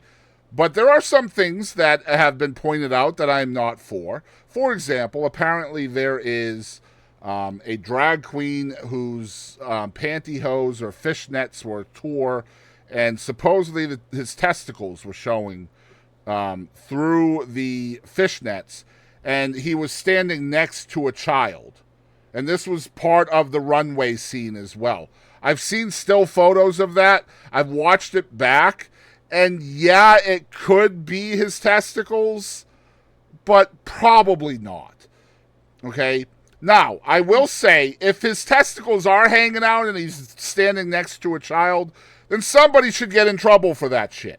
Okay? Yeah. Before anybody tries to throw me under a moving vehicle. That was on TV. Right. And honestly, I wouldn't want my kids to see that shit, okay? Firstly. But for me, I feel like, and this will go to what Kadie was just trying to say, I don't think people are upset that God was mocked. I think people are upset of who was doing their perceived mocking. That it was drag queens. That it was men dressed as ladies. That it was clearly a blue guy. And just trying to make comparisons when there were none there. Literally none. The Last Supper painting is one of the most parodied pieces of art in human history. You can literally go to Google right now, type in the words Last Supper parody, and you will see hundreds and hundreds and hundreds of them. I saw one the other day of all cats. It was pretty amazing. There's a Disney princess one. There's one right down the road in Texas at LSA Burger that depicts the most iconic Texas figures, including Willie Nelson and Stevie Ray Vaughan. Right. So, and you know what? I loved it so much. So 2 things, which are high in my book. They had Celine Dion. Absolutely. And Lady Gaga. And then they had Gohira. Yes. They had Gohira. And Lady Gaga was fantastic as well, by the way.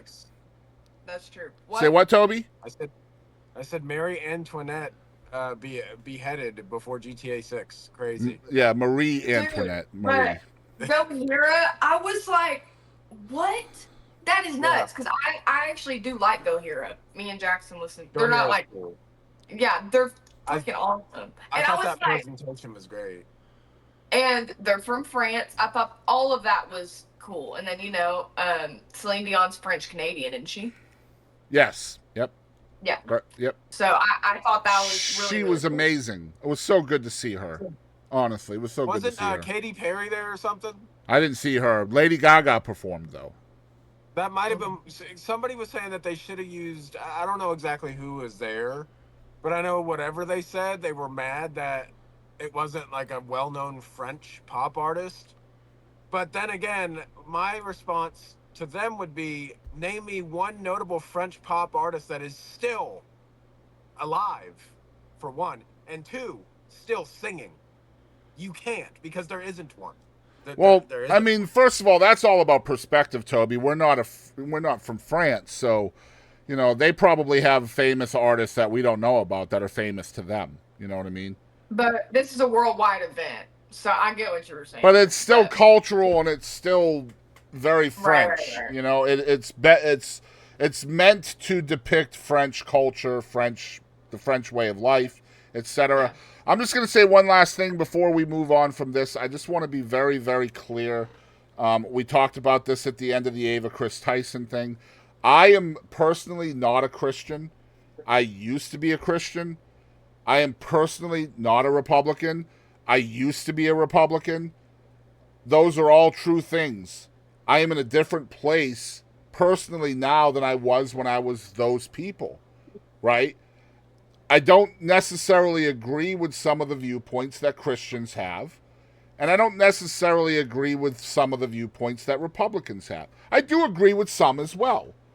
The point I will make is, if a Christian or a Republican says or does something that I don't agree with, and it doesn't hurt another human being, then I scroll by. I stay in my lane, and I don't partake with it, because it has nothing to do with me or my way of life. Now, if it hurts somebody, if it's misinformation or disinformation, or it's an open attack on somebody's way of life or just somebody's right to exist, that I take umbrage with, and I might say something just to be like, yo, that's not cool. But I'm not going to openly tell a Christian they're wrong. I'm not openly going to tell a Republican they're wrong. I wouldn't do the same thing to an atheist or a Democrat or a liberal or a Frenchman or a Greek or a Brazilian. I'm not going to do or a lesbian or a gay person or a transgender person or an interracial marriage. I'm not going to tell any of those people what they're doing is wrong, whether I agree with them or not, because their way of life has nothing to do with mine. And as long as we continue to try to put our noses into the people's lives that don't matter to us, then this world is going to be divided like this. And we're going to have knee-jerk reactions. Because the people that are in charge of all this propaganda and putting misinformation out there knows that by doing that, they are dividing us further. And they want us divided because they're afraid of us united. And that's the way it is, in my opinion. And I agree on that. I have said this quite a few times reading like on Facebook, and really when this whole shit hit the fan. Who cares this much? Who cares this much? Like, this is so exhausting. About the Olympics. Mm-hmm. This is worse than politics almost right now. Like, it's all political. I mean, to be honest, it's political. You know, yeah, and it's dividing so many people for just such bullshit reasons. Agreed. Who cares? Who cares? If you don't like it, move on. Well, I mean, we live in Texas. All three of us have people that we all care about very, very much, that are Christian, that are Republican, that are Democrat, that are members of the LGBTQI community. All three of us, I'm sure, we're all nodding, care about people that all have every label that I just said. And we love them, and we don't want to be divided with them. We don't want to be, away from them. And if those people that we care about say or do something that we don't agree with, we still love them. We still care about them. We just don't agree. And that's okay. Again, like I said, as long as it doesn't hurt somebody, because opinions can hurt. Disinformation can hurt. Misinformation can hurt. It ends up killing people. It just does. And we have to be careful what we say, especially in the internet age where accountability is in short supply. Speaking of accountability and really controversial, Burger King has released 5 new menu items. This is insane news, and I don't know if we can get behind this. I think we can all agree that this is complete hogwash. No, this is actually on the list for Toby as well. Go ahead. I was just saying, don't talk like that. Hey, now. Okay, Toby, what you got? First of all, do we all love Burger King? All three of us? Are we Burger King fans? Me too. I can't say I love Burger King. I can say that, I would eat it probably before McDonald's right now. No.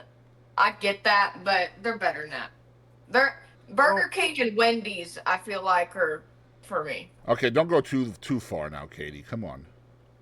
For different reasons, but... Look, Burger King's fries suck. They always suck, and they will never be good. No. Wendy's has much better fries. Yep. If you put Wendy's fries with a Whopper... Oh, my God. Let's go. Yes, agreed. But, man, Wendy's got some good, specialty burgers, but then Burger King makes it good chicken Okay, look, sandwich. We're not trying to compare here. We're talking about the new fiery menu that Burger King has released.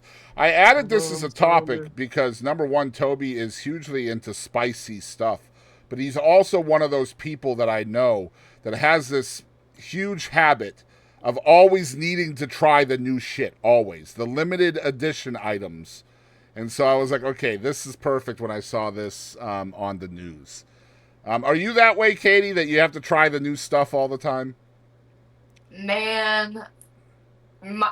I'm so out of touch 24/7, but if I find something if I'm in the store and or I pull up to the menu. I'm like, oh, what's that? I'm gonna try that. I'm that kind of bitch. But do I go out of my way? See, for me, I have a relationship with food rather. I'm the same way with that too, though. And so if I form a relationship with something that's limited time only and then they take it away from me, I honestly, I will mourn. I will grieve. See, like the count your Dr. days, Pepper Carl's flavor. Jr. You take away my favorite burger again, and we're gonna have words. See? Dude, He's I talking about want- Carl's Jr., see? I just want a Dr. Pepper shake again, okay? That's all I want. Wait, But did see- Whataburger take that away? Yes. Yep. Is that what they replaced the caramel latte thing with? Is that Probably. what They got rid of the Dr. Pepper milkshake quite a while And ago. that's Because why that I was never good. try anything new. I never try anything And then, like, new. the seasonal shit. Yep. That. No, they take it I away will from say- you, bro. Before this fiery menu came out, Burger King listened to the fans of McDonald's and they came out with a wrap. Because I think that's weird. everybody wants the wrap to come back from McDonald's. Now, what I want is the crispy Go Wrap at Wendy's to come back because it was absolutely the best thing they ever had on their menu. You can ask him. When I was a kid Yep. and we would go there, my sisters would complain about having to order off the dollar menu. Meanwhile, I've got 4 crispy chicken Go Wraps ready to go, not complaining. It's I'm true. just sitting here like, look, you guys can complain. Yo. I'm eating my crispy chicken Go Wrap. Toby would always hit up the frickin' dollar menu. I mean, every place we went, like to this day, if we go to McDonald's, he's getting spicy McChickens. Yep. So the fiery menu has 5 different items on it, each with a different fiery level. And I know, I've got it pulled up. yes, I know.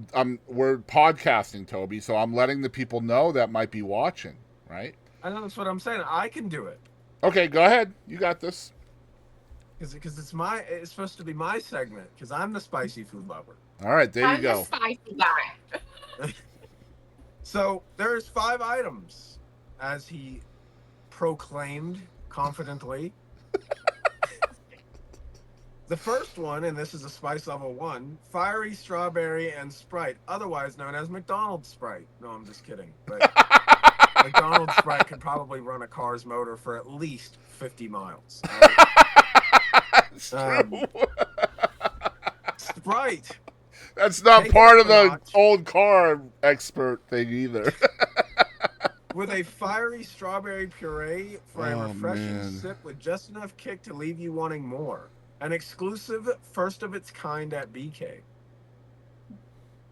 The next thing, which is a spice level 2, is fiery mozzarella fries. Now, I can get behind a fry made out of mozzarella cheese and breaded and then fried. I can get behind it. Hey, yeah. I Now, just wish it where wasn't my fiery. ranking I is- would eat the shit out of that if it wasn't Oh, spicy. no, I'm gonna mess with that fiery, though. There was a Wingstop right down the road. I can go get the Wingstop ranch and dip the mozzarella fries into the Wingstop ranch. That's And great. we make it the best combination. Now, Man, I bet it'd be good with blue cheese. I'll mess with some blue cheese. yeah, I like blue cheese. We all hungry So- right now, bro. These are available in a 4, 8, and 12-piece variety. Ooh. You can enjoy these new fry-shaped mozzarella sticks filled with melty mozzarella cheese and peppers that are fried until crispy and kicked up a notch with a fiery Calabrian pepper breading for our ultimate flavor and heat. Get up. We better do it. We better. Get up. I might try this only because it's only a level 2, so I might be able to get through it. I don't know. We'll see. You just coat your mouth in ranch, you'll be fine. You know. The next one, which is something I could get down with. It's a spicy level 3. The fiery bacon whopper. It features a 1/4 pound with 3 asterisks. Don't know what that means, but there's asterisks next to it. Flame grilled beef with crispy, fiery seasoned bacon, pepper jack cheese, juicy tomatoes. They're not actually juicy, don't believe them. Crispy lettuce, and a creamy, fiery sauce, which is probably a lame take on a buffalo sauce that Burger King loves to experiment with. Yeah. They need to stop right now. throw away, put down the buffalo sauce and walk away. Throw it away, get rid of it. Now I'm gonna try this menu. You best believe I'm buying every item. I'm gonna try every single. It's gonna be like what the kids call a mukbang. Okay, we're gonna try everything. What the kids call it, huh? All right. Yeah. So this looks good. I'm not gonna lie, it looks good. It's a Whopper. It's got bacon on it. It's got everything a person should love except for their tomatoes that suck always. I don't know where they get their tomatoes, but they need to find a different supplier. It ain't from our front porch, that's for damn sure. My tomatoes that I grown, I gotta go get the one off the vine right now because it's ready. They're sweet and they're amazing. Don't talk shit about my tomatoes now. They're good. He refused to try it. That's not true. I've tried it. Now, the next thing, which is a spice level 4. Something, again, I could get behind, just not with their ranch. Fiery chicken fries. This is spice level 4. Available in 4, 8, and 12 pieces again, because we got to keep up the even numbers. I We bet can't that's have like a 3, 6, and 9 piece. That would just be weird. All right. The iconic crispy white meat chicken fries are marinated with a fiery seasoning and coated in a savory garlic and pepper breading. Now, I can get behind a garlicky breading, right? Yeah. Like Domino's does on their pizza crust. You know, they coat it in that garlic butter, and it makes you want to eat the whole slice in one bite just so you get that garlic. It's just so good. All right. Now, if this I'm tastes anything hungry. like that, Me I'm gonna too, be god great. damn it. It's going to be my favorite. Now, would I eat this regularly like I would a Whopper? Probably not, because their chicken fries are usually drier than the Sahara Desert. Look, fight me about it. I don't care. There goes our They're Burger just- King sponsorship, Katie. They're good. They need to be listening. Is what Out they the need to be window. doing. They need to be People taking fry notes. things properly. When they're floating, they are done. If you continue to cook them, they're just going to dry out, and then you might as well just use them as throwing darts. Just sharpen one end in a pencil sharpener, and you got darts. Because that's all they are. All right. Now I can get behind them if they're done right. It goes for any restaurant, but specifically Burger King today because that's the topic. Now, the spice level 5, which again, I could get behind and I would eat this a lot because I ain't afraid of no spicy shit. All right? Unless it's Leo's Asian Bistro in Lindale, They Texas. fucked me up. They fucked me on that one. And Those- you just got to go look up YouTube for the one chip challenge. Yep. All right. Totally handled it like a champ. Definitely didn't wuss out after like 3 seconds. I swallowed the whole chip even though it was stale though. Do not buy them off Amazon, whatever you do. But Leo's, we went to Leo's and he told them he wanted it as hot as they could make it, and them motherfuckers said challenge accepted. They put dried serranos in my rice. They sure did. First of all, what is eating dried peppers? Who is eating dried peppers with their rice? You? It's That's not who. me. You did though. I watched you. I tried it, yes, but they were damn hot. I had me a nice whiskey sour with that. It was It great. did not make it any better. It was my great. first instinct was to grab the first drink next to me, and it was a cup of whiskey. So my mouth is on fire, and I took a sip of whiskey thinking it was something else for some reason. You could have lit a match under my ass, and I would have flown through the roof. It was great. All right, fiery number 5. But, hold on, before that, I took that shit home and still ate it, though. He did. He did.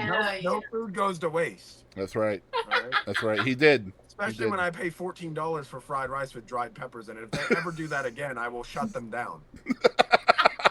You asked for it, to be fair. Now, You did.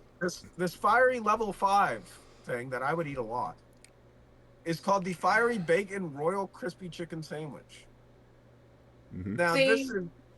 Go ahead. I like hot things, and fast food hot things don't intimidate me. But when we're doing levels like this, and you put that mofo at number 5, that's what scares me because I do have a limit. my beautiful Jackson on the other side, he could do it like a mofo, but he is on the carnivore diet, so he's not doing it. Because I would say, hey, order this, let me try a bite of it, and I'll get it next time. Wait. So I'm gonna on have a to fix cardboard it. diet? Carnivore diet. Carnivore. I was about to say, because Yeah. I'm pretty sure you could get them to put some of the seasoning on a piece of cardboard. He'd probably. Oh, But man. chicken is a carnivorous thing. It's fried though. That's the problem. Fair point. Okay, fair point. However, I am not afraid of the fried foods yet. Now, Yes. when I become older and my body decides that it has done enough of the fried food, then again we will be scared. But Yep. this chicken sandwich features a crispy white meat breasted fillet coated with a fiery glaze and topped with crispy, fiery seasoned bacon, pepper jack cheese, not juicy tomatoes. Don't let them lie to you. Not crispy lettuce. Crispy lettuce and creamy, fiery sauce. Probably a play on buffalo sauce. I swear to God. I bet that sauce is the worst part of it. Yep. The biggest heat. I bet the chicken's not that bad. I bet the bacon's not that bad, but I bet that sauce right there is what the kicker. And I the think- I fiery don't think the sauce glaze, is it. the fiery glaze will probably get you too that they put on the It's chicken. not usually. It's never the sauce. It's the breading. It's usually. That's what the I'm breading. talking about. Yeah, that's what I'm If talking you go about. to Wingstop, Yeah, you right on that. if you go to Wingstop and you get the atomic wings, they put a sauce on it, but they don't just leave the sauce. They let it sit, and they let it soak into the breading. So then it becomes a part of the breading. It's no longer sauce. It's just breading. And it is the worst thing imaginable for your mouth. I love it. It's my favorite thing. My favorite flavor. The hottest one they have is my favorite. And I think if Burger King does it right and they stop with this buffalo sauce that they intend on burning my mouth with vinegar, then I think this whole menu could be fired. Now, I don't think they're putting buffalo sauce on the Sprite. If they do, cancel Burger King immediately. No, I think the fiery part of that is in the strawberry puree, perhaps. That's what I'm thinking. They probably put some tahini in it, you know? Yeah, probably. Yeah. That's probably what it is. I don't think I would like that, to be honest. I feel like I could get behind all of it, and man, I would fuck up that chicken sandwich. I love a chicken sandwich from Burger King, but it's gotta be if it's a little too hot. But I'll still eat it. I'll sit there and cry. But On topic, have you ever had a golden chicken sandwich? I don't know where a golden chick is around me. Okay, so there's probably one. There's usually one in every town. Sometimes they close down. I know there's one 30 minutes away. I don't know if there's one in this town that I'm in. I know where I'm at. There is one very close to me, and I eat it quite often. And their chicken sandwich is probably better than Chick-fil-A's. I get a lot of chicken. On this sandwich. It's amazing. I'm a KFC gal. Same. I wish I had a KFC. Near That's me. my There's chicken one in jam right Tyler. there. That and Chick-fil-A. But- Their But spicy chicken sandwich at KFC. Yeah. That's The good. Nashville hot wing or tenders that they coat in that sauce. I get I'm that. not a when big fan of Nashville hot. Well, All right. when I go there, I'll get 3 tenders in that sauce, and I'll get Oh, me a I'm hungry. spicy chicken We're sandwich. so hungry. And their Pepsi. It's pretty good. Not Pepsi, but Mountain Dew. The Mountain Dew they have there is fire. All right, it is time for the weird but true news. And we're going to do 3 stories, one from each of us. We are going to start this week's weird but true news with Kadie Lynn. That way I don't steal her story. I know which one you're looking at. You probably do. But we'll start with you, and I'll pick one after you're done in case you do pick mine. This one instead. Okay, you ready? Yep. Female frogs God may damn it. eat male suitors after mating call in acts of sexual cannibalism, new theory suggests. She took my story. Go ahead. I saw that and I was like, yes! Tell us about the carnivorous, cannibalist frogs. It is frog eat frog in the amphibian. Amphibian, yeah, dating game. I said that right. I was like, wait. And ecological. Maybe I didn't need to pick this one. The scientist that looks at the ecosystem captured the moment a female green and golden bell frog attempted to eat a male suitor. Dr. John Gould from the University of Newcastle in Australia observed the female holding onto its leg with a firm bite. How do you know it was firm? Did he measure it? During the encounter, which Gold captured on video, a high-pitched scream is audible from the male as he struggles to escape her grasp and being pulled deeper into a depression on the side of a pond during the breeding season. He heard a large, high-pitched scream. Oh, their help. Oh no. Help me, I see you watching. You watched me die. So one of the pictures on this story is literally a frog eating a frog. Great stuff. Proof right there. Lock them Proof. up. Yep, that's Get proof. some little frog handcuffs. All right, I'm going to have Toby go last. So I've just picked a story. And guys, if you are a Hello Kitty fan, you are going to be highly, highly disappointed. Because Hello Kitty is not actually a cat. No, the creators have declared that despite her whiskers, her ears, and her name, Hello Kitty is not a cat, and now the cat's out of the bag. On the 50th anniversary of Hello Kitty, fans were shocked worldwide to learn that their beloved cat-inspired character is, in fact, not a feline after all. Hello Kitty is not a cat. Jill Koch, the senior vice president of marketing and brand management at Sanrio, the creators of the iconic cartoon, told Today. She's actually a little girl. In fact, she's a tiny girl who weighs 3 apples and stands 5 apples tall, raised in the London suburbs with her twin sister, Mimi, their parents, and even their own pet cat. That's right, but fans of the widely celebrated character are not so convinced of this fact, while some were godsmacked that Hello Kitty actually resides in the UK. She has cat ears and whiskers, one dismayed user wrote on TikTok. If she has ears like a cat, has whiskers like a cat, she is probably just a little girl, quipped another. And she's got that little nose, too. It's a little yellow nose, right? Yes. What damn human got a damn yellow nose? She's actually liver problems. A British little girl with a sister named Mimi. Mimi. The more you know, the more you know. Hello Kitty is not a cat after all. Toby! I think they're just lying, first of all. Probably. They're trying to fool us, and it ain't even April 1st. Crazy. We got Hello Kitty not being a cat before GTA 6. This is wild. And it highly affects LeBron's legacy, from what I've gathered as well. Somehow, yes. Yes. So, Toby, what is Now, your my weird but story. true news? My true but weird story is the downtown aquarium in Denver, home of the Broncos, worst football team ever, has a new resident.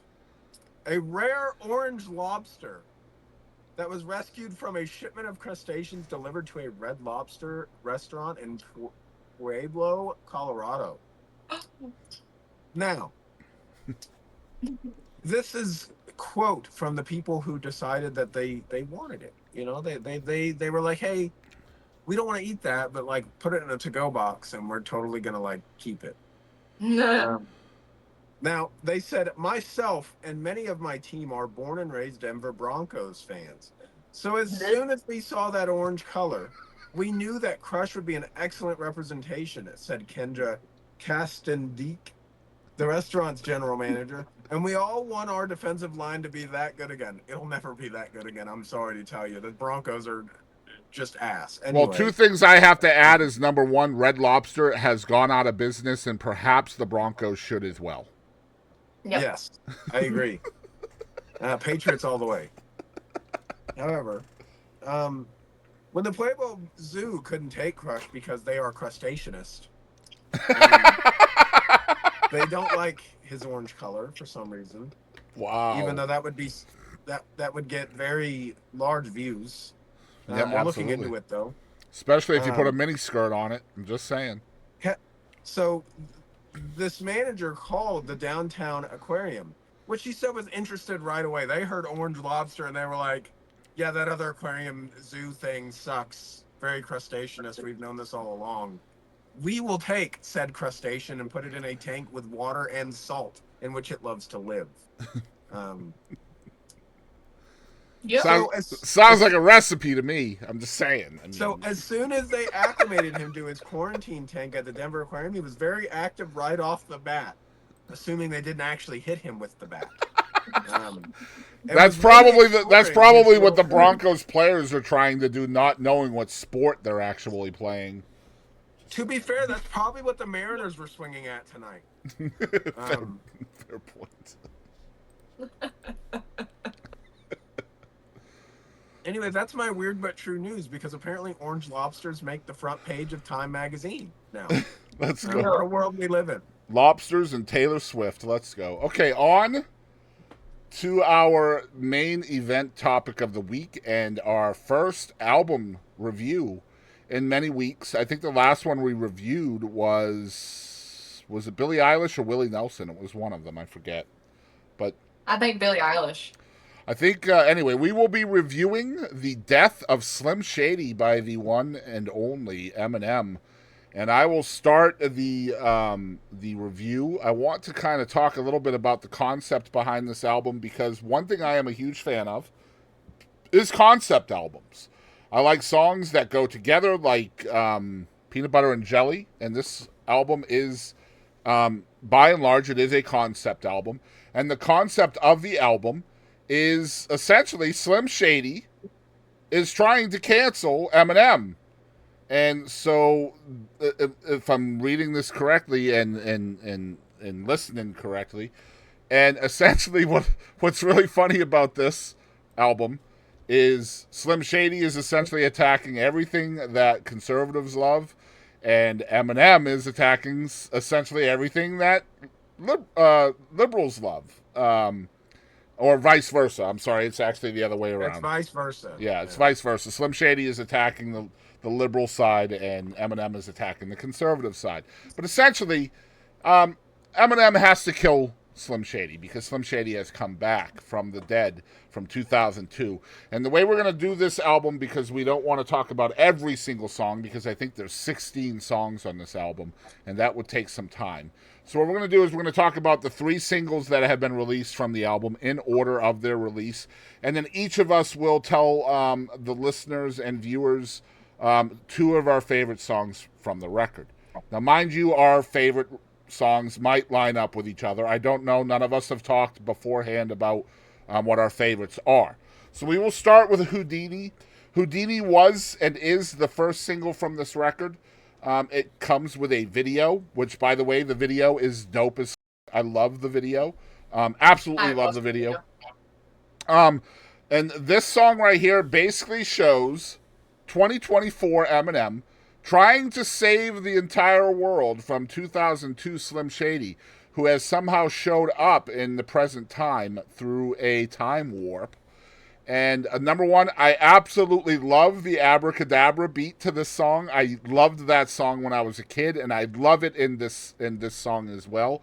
The video does a great job, in my opinion, of bringing the concept of the song to life.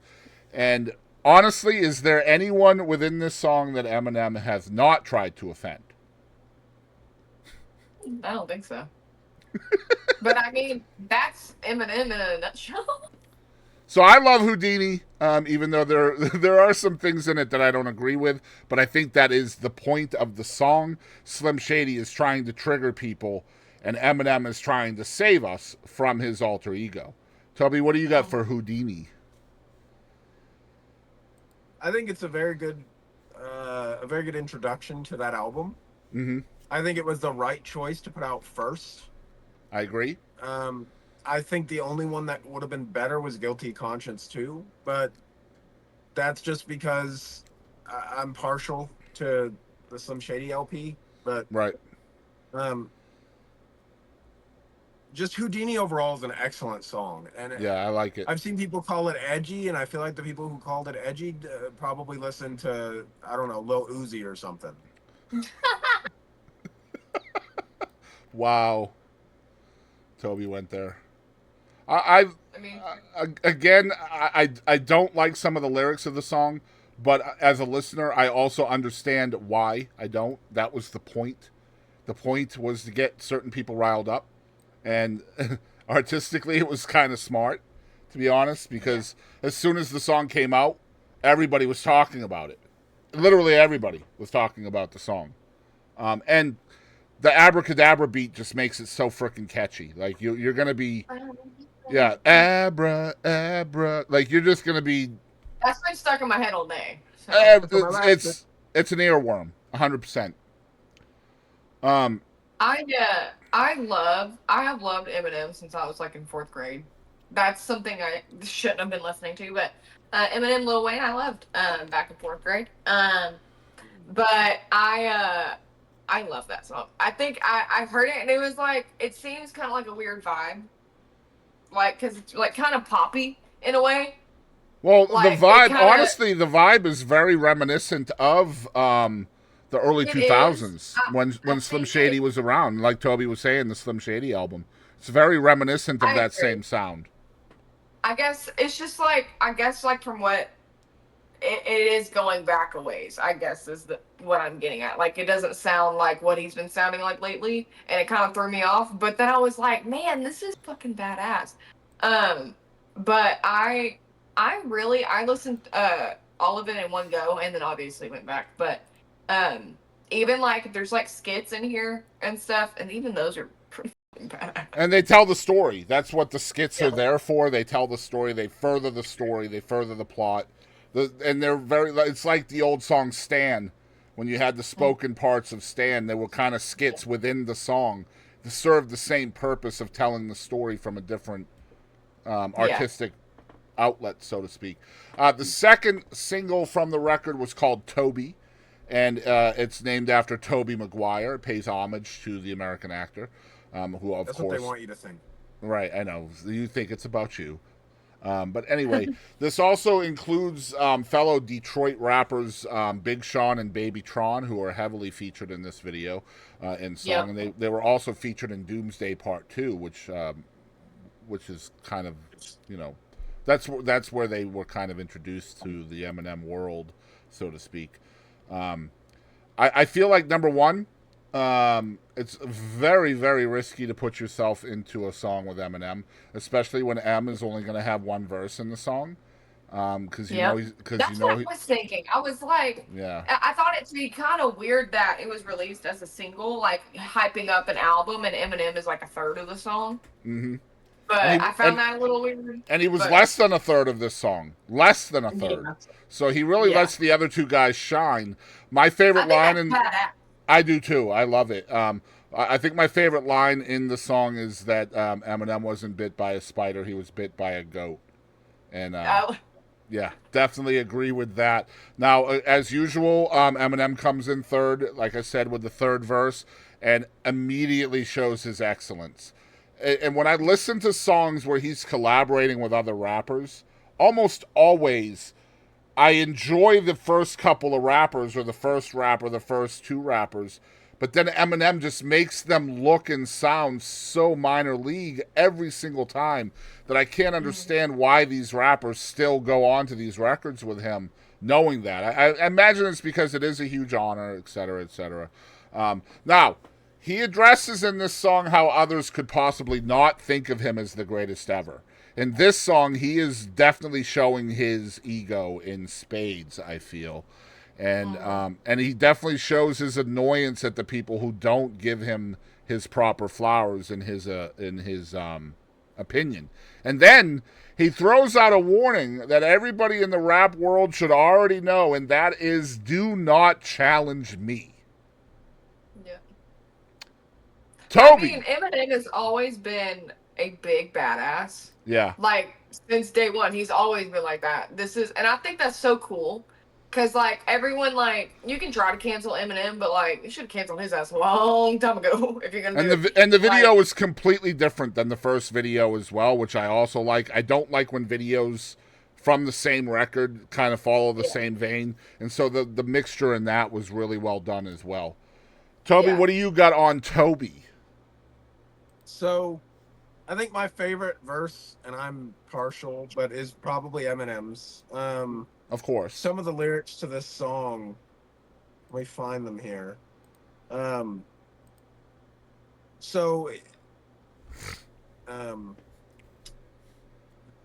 He says, ain't feeling your top 5 rappers, so I know they about to be pissed at me.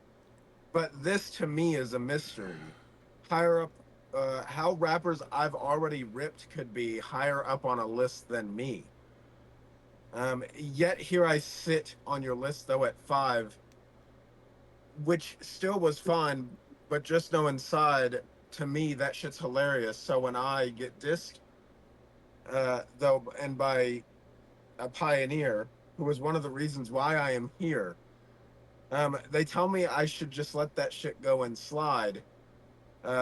Melly Mel shouldn't get no reply. Why? That man is a legend, and he says, bitch, so am I. Mm-hmm. So Eminem's really on his shit.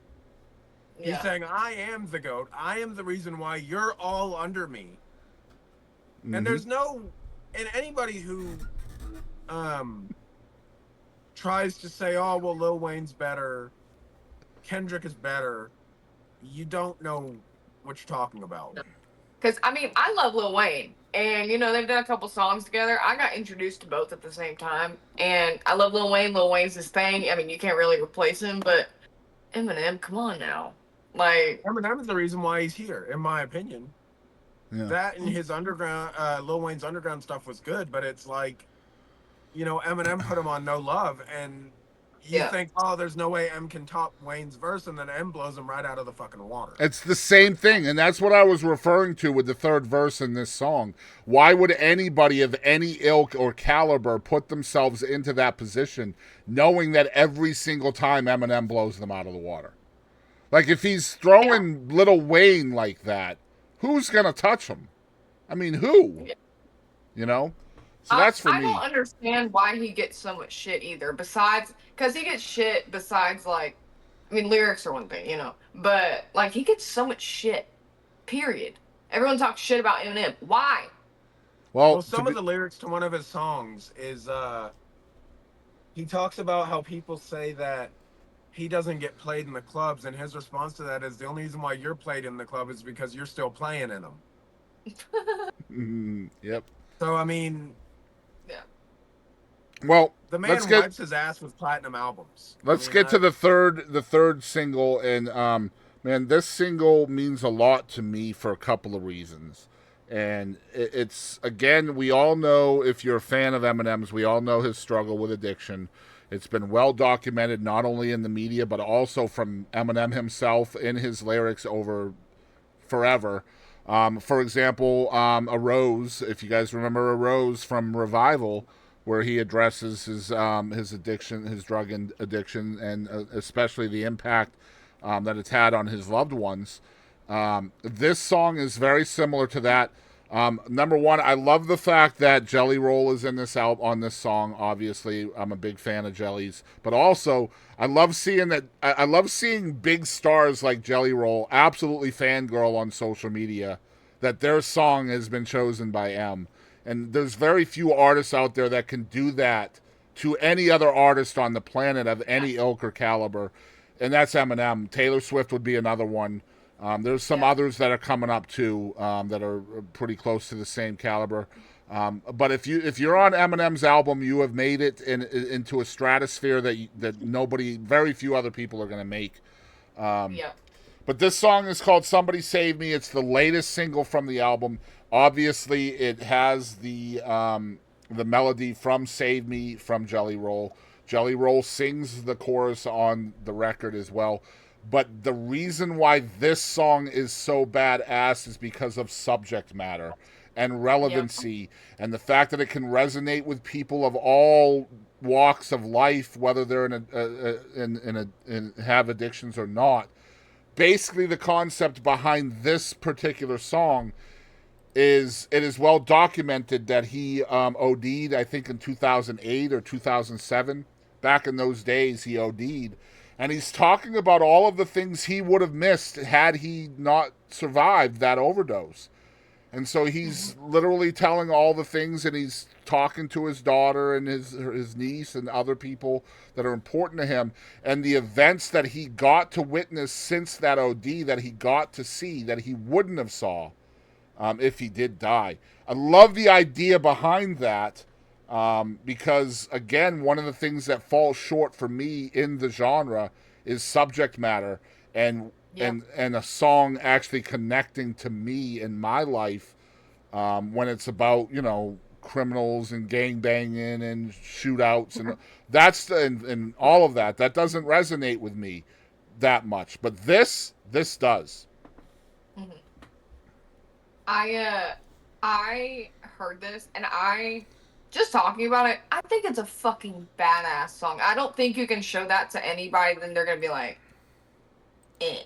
I mean, maybe if they don't like the subject matter, but I mean, the lyrics themselves are just fucking badass. And Jelly Roll, I think he's badass. He's just not really my thing. But I think together that this song is pretty awesome, and I definitely think it's gonna go down, like, not in history, but it's got potential for that. I mean, not just that, like Jelly Roll's song alone is huge, and then now with Eminem on it, like that's gonna be huge, huge, huge. Mm-hmm. Yep. But I think it's a great song, I love and it. I love it.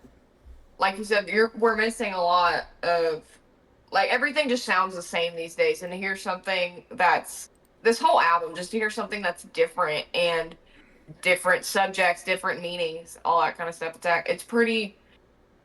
I don't know. It makes me feel like music might be going in an okay direction again. The inner battle, right? I love the inner battle, self-reflection, self-deprecation, all of that in this record. Toby, what do you have for "Somebody Save Me"? I think it's great. I think it was well done. I think it's in an album that you wouldn't expect it to be in, Very good point. because every other song is just so different. I mean, and then you get into this, and you're not expecting to cry during an album, but you hear this and you tear up. Mm-hmm. Even if you're not a parent or haven't gone through those struggles, you feel bad knowing that this person who's brought you so much joy in music, knowing the struggles that they went through and dealt with, and almost died from, and what they would have said, what they felt like they would have missed. It's crazy to me. It honestly, I think it was well placed. It's in a weird spot in the album. I agree. Yeah. Yep. It's the last song. I think it's odd to end an album out that way, which is also why I think there's a side B coming. I definitely think there is a side B. Yeah, it seems like a segue song, doesn't it? It does.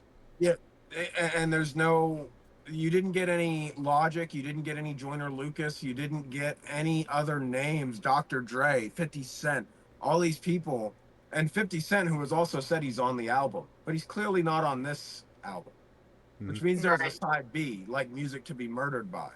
There was a side A and a side B. I feel like there's a side B to this album. I mean, that all adds up. That all maths. That math is mathing. It definitely does math. It's funny that you say that, Toby, because Kadie and I have done 6 or 7 album reviews now. And the Taylor Swift album, as big as it was, felt like it needed more.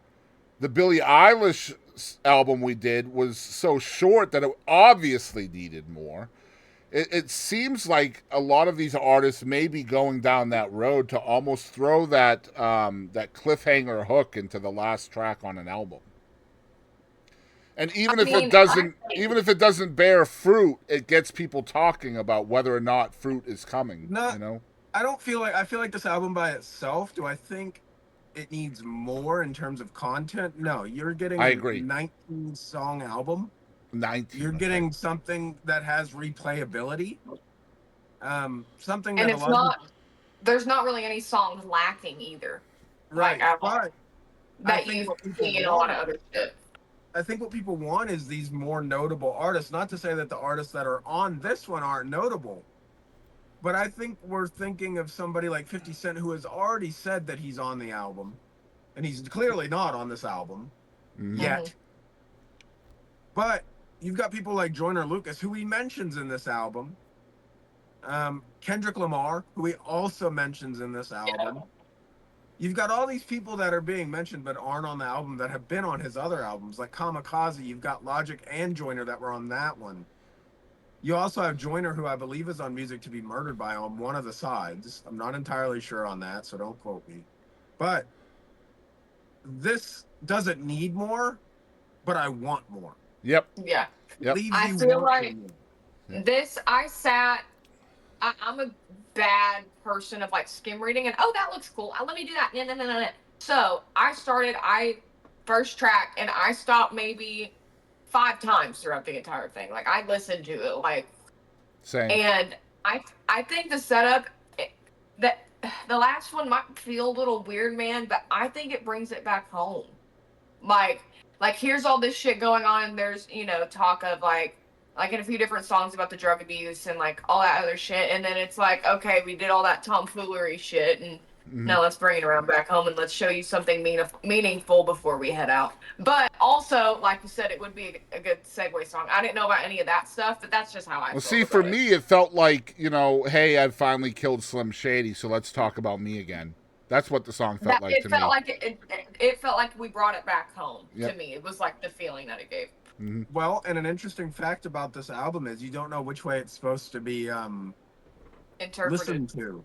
Yeah. No, you don't know which way you're supposed to listen to it. Are you supposed to listen back to front or front to back? Because if you listen back to front, it's Slim Shady. Or no, it's Marshall who kills Slim Shady. If you listen front to back, it's Slim Shady who kills Marshall. And That's true. Somebody Save Me is his death note to his daughter. Mm-hmm. Essentially talking about what he's going to miss. I feel like that's how I took it. that just goes to show how just insanely smart Eminem is, how relevant he still is.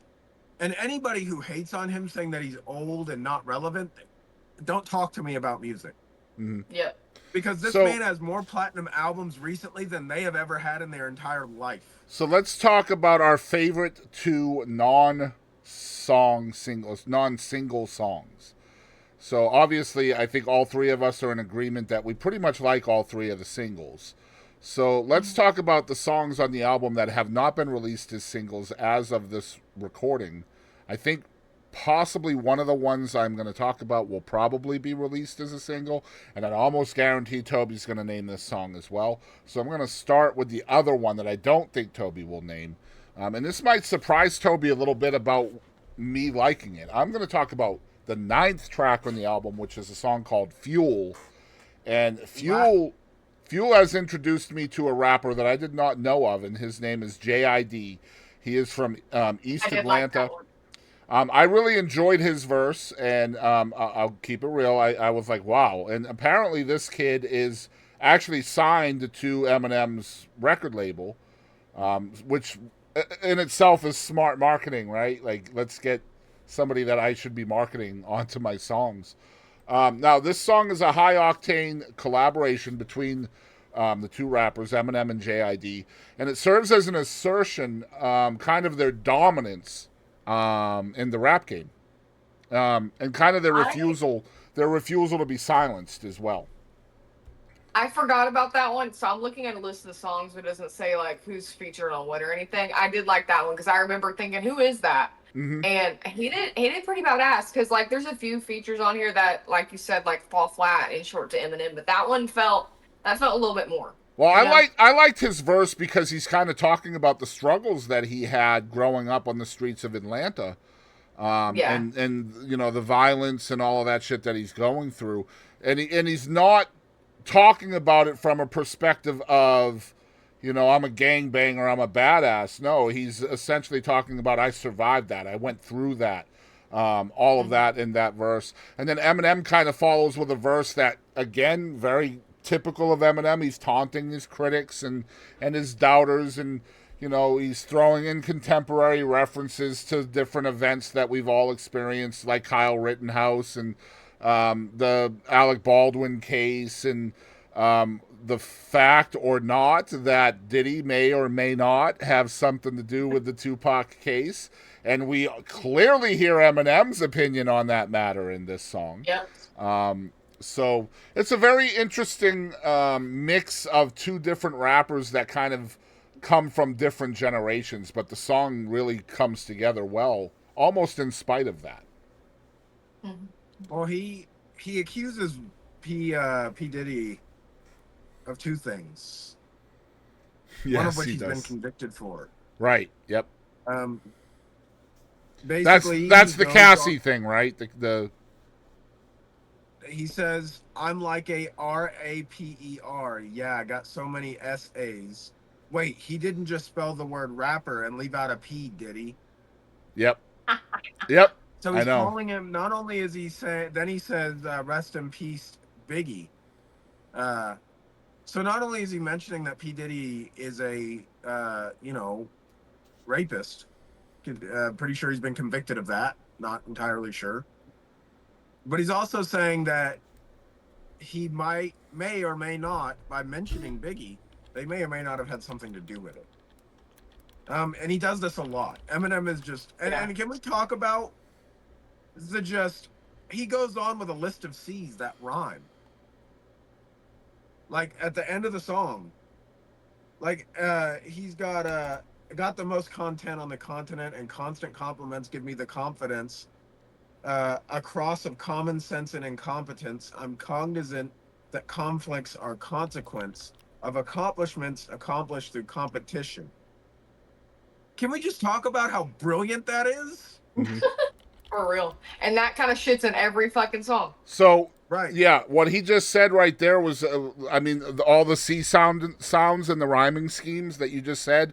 That's what drew me to this song. Those lyrics were insane. One of the best rhyming schemes I've ever heard in my life. Like when you listen to Eminem go through that path of however he gets to where he's going, as a listener, you're just in utter awe.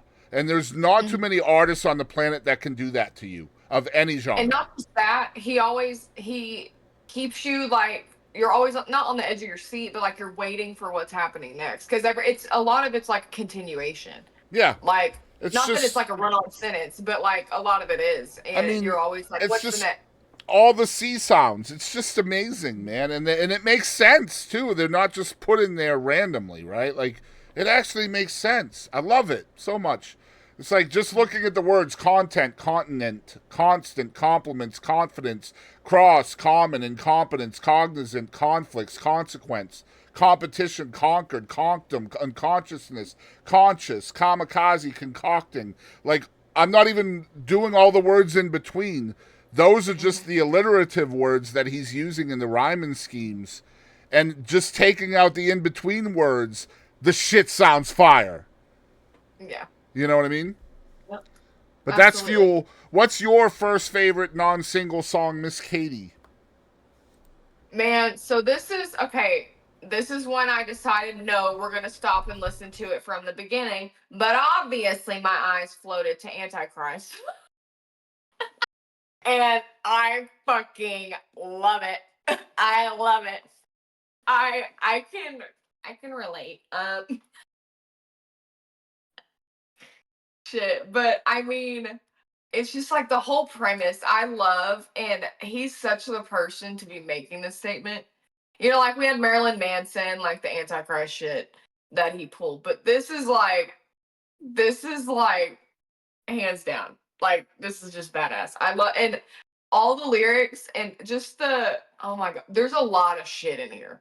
There's a lot of shit in here. That's very like, whew, a lot.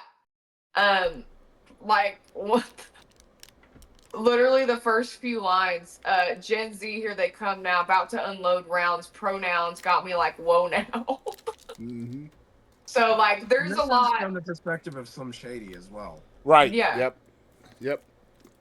Well, and look, this is like, I mean, Slim Shady's been Slim Shady forever. You know what I mean? So like, this isn't new. People that are tweaking out about it, it ain't new, sweetheart. It's just new released. And But anybody who thinks, and I'm gonna throw this out there, anybody that thinks that Eminem is homophobic or transphobic, he's Nope. not. He's not at all. You know who one of his best friends is and who got him through his drug abuse? Elton fucking John. Yep. yeah, You know what Slim Shady got Elton John for his wedding present? I don't know. It's 18 plus. I'm gonna just put it. It's diamond encrusted and it goes on an area in which I won't mention. Okay. oh, I heard about that. Yep. I heard about that. It's the man. Look, and I know you can't judge somebody based off of what they buy for somebody who is homosexual, but I promise you, Elton John of all people would not be close friends with Eminem if he was. Well, again, That's I all I think gotta this. say. I think the concept of the record is for Slim Shady to show people how they sound, and then for Eminem to come in and he's almost setting himself up as the hero by removing Slim Shady from the planet, right? And And he Bizarre, says that in, Bizarre is on this song too, I believe, if I'm not mistaken. no, he's not. I'm pretty sure this is Antichrist, right? Yeah. Yeah, Are I'm you pretty sure? sure Bizarre is on this on that record. Yeah, on It that doesn't show song. him as a artist It on the doesn't- song. It doesn't show, but I'm on Google, and I know there was one song that had somebody else on it. It wasn't mentioned. Yeah, I'm looking at it right now. Bizarre does the outro and the intro to the first part, the outro to the first part, the intro to the second part. Oh, okay. Maybe, yeah. No, he does on Antichrist. He does the last part. Yep. Hmm. Yeah, and so Bizarre is pretty well known for delivering vulgar lyrics and things like that, disturbing verses. Anyway, Toby, what's your first favorite non-single? My favorite non-single is Brand New Dance. Nice. I think I like that one. it's what, the old people call funky. It's just very it does things to you. It makes you want to, as the song says, it makes you want to clap your hands and stomp your feet. I mean, and he makes fun of, Christopher I forget who he's Reeve. making- That line you just said is Yeah. a direct diss I know. for Christopher I Reeves. can't remember his name, but Christopher Reeves, yeah. Yeah. He's making fun of Christopher Reeves. And I think they're friends. Actually, is Christopher Reeves still with us, or did he He's pass not. away? No, and basically what happened was there was a song, I forget what it was. Oh Lord. There was a song that he put together that was called Christopher Reeves. I want to say it was supposed to go on the Encore record, and they removed it because Christopher Reeves had passed away right before that. So Eminem removed it from the track list back then, 2004. I want to say that's back true. when If I'm he not was not afraid of being controversial, even Eminem recognized when something was too soon. Yes. And so, he did take the song. And from what I understand, the song is not available anywhere. But here is a chance for him to poke fun at Christopher Reeve 20 years later, right? Maybe Now- it's on the B side. I don't know, maybe. But Christopher Reeve, I was a huge fan of Christopher Reeves when I was a kid. And I did not take offense to this at all. I mean, in fact, it was funny. I mean, hell, I've told a joke about Christopher Reeves my entire life. You've got Ricky Berwick, who, by the way, is an absolute nut. Fucking love Ricky Berwick, bro. Come on. every time I see his video, I'm just like, Ricky, you can't do that, Ricky. Yo, But just guys, it's just back to Dr. Disrespect. Just real quick, just go to the interwebs and type in Ricky Berwick, Dr. Disrespect. You're fucking welcome. Have fun with that. yeah, and you've also got the fact that he is actively making fun of himself with the Eminem record. And if Ricky Berwick's okay with it, I don't think there's a damn problem with the album. Yeah. He's literally bringing out haters, and he did exactly what he planned to do. And they listened to it, and guess what they did? They got him way closer to another platinum album. They're talking all this trash, but yet they're making him more successful. Yep. He literally played them. Yep. You literally played yourself. And this song, Like, Brand New Dance, is literally a dance that he's making up in honor of Christopher Reeve. You might say it's in mockery of Christopher Reeve, but it's literally it's a song that's mocking Christopher Reeve, but like it's a dance, and he's essentially calling the dance the Christopher Reeve. It's fucking it's great. Now, one thing I did not expect is for yours to be Fuel. I didn't expect that at all. Well, Fuel is my when you said Fuel is my second favorite. You said I wasn't gonna expect it. My eyes, because I have the list of the songs here, my eyes immediately wandered to Fuel, because it is something I would not expect you to like, and you liked it. So I mean, I come from listening in the van that we used to have with an iPod, listening to the song Superman, which is like, you want to talk about talking bad about women? Mm-hmm. Yeah. Holy crap. If they think this album is bad, you ain't ready for any of his other stuff. That's true. Because Superman is literally talking about leaving a woman on a runway. Yep. Like, let's stay in the now, though. We're gonna go to my favorite non-single is Guilty Conscience 2. And for the very reasons why I liked Houdini, except this song captures that even better than Houdini, in my opinion. And that's why I think this song also has to be a single at some point. And it's literally two rappers on the song who is the same rapper.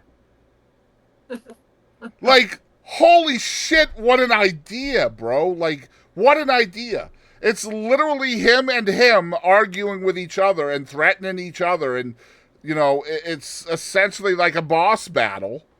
If you're into gaming and shit like that, that's what this is. It's literally a boss battle. One's threatening the other one's threatening the other one, and one is attacking a certain brand of people, and the other one is defending that brand of people and attacking another brand of people. It's so well thought out, and whether you're offended by one side or the other, you have to recognize that. There are things in this song that everybody can get behind, and there are things in this song that everybody is going to be pissed off about, and that's what makes it great, in my opinion.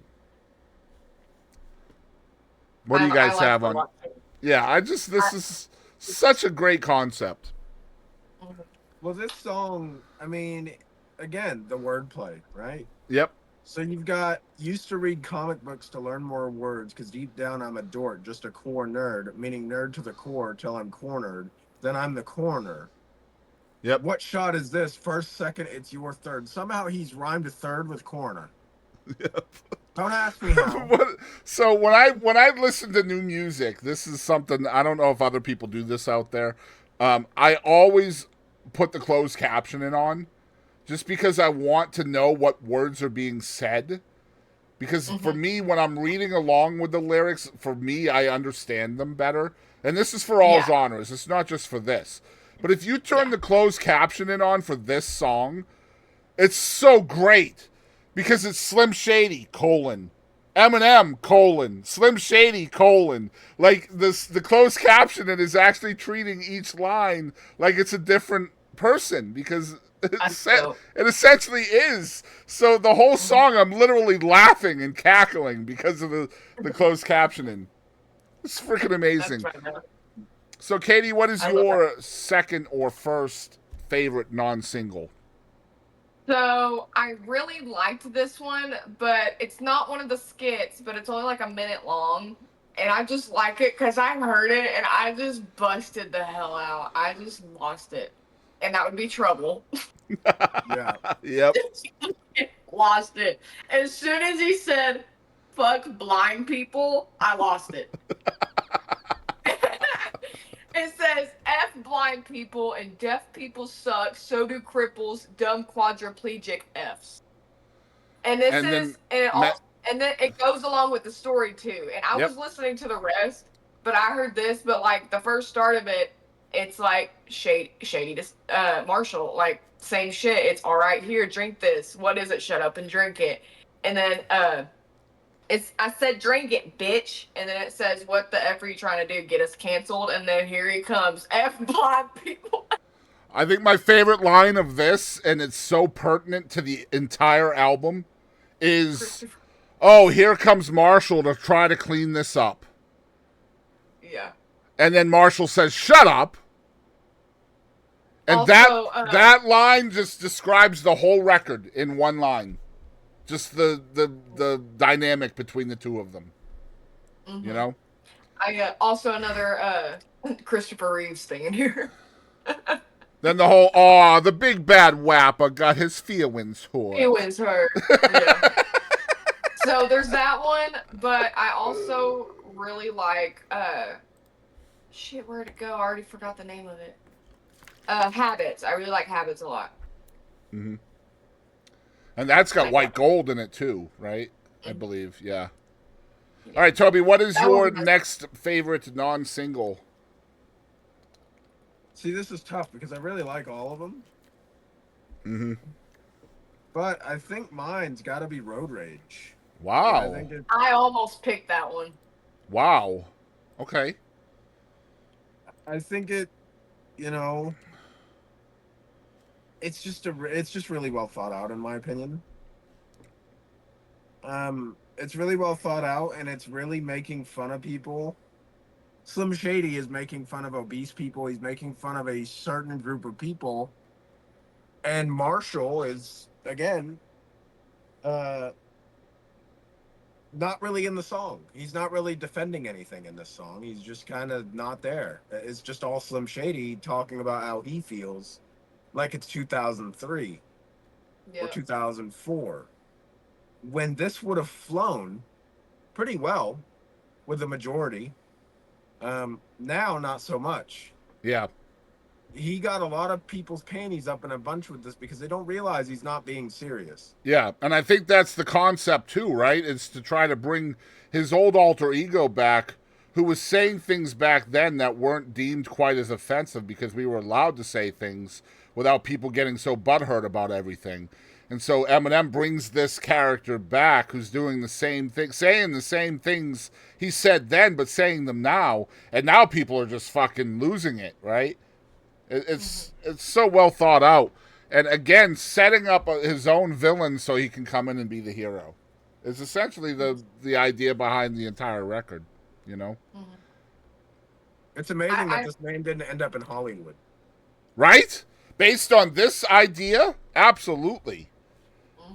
You know? And critically speaking, there's a lot of critics out there that are throwing this whole record under the bus, that the same critics loved his early 2000s shit that was doing the same thing. It was doing the same thing. Yeah. People But are stupid. I think it's more of an age thing, right? Like, it's got to be because, like, I don't know, being young and stupid versus old and wise, or middle-aged and wise. Because, goddamn it, Eminem is not old yet. Okay? So, let's rate this entire record on a scale of 1 to 10. I am going to give it probably a 9.5. Katie? I was gonna. I didn't know whether to choose 9 or 10, so I'll sit right there at 9.5 with you. And Toby?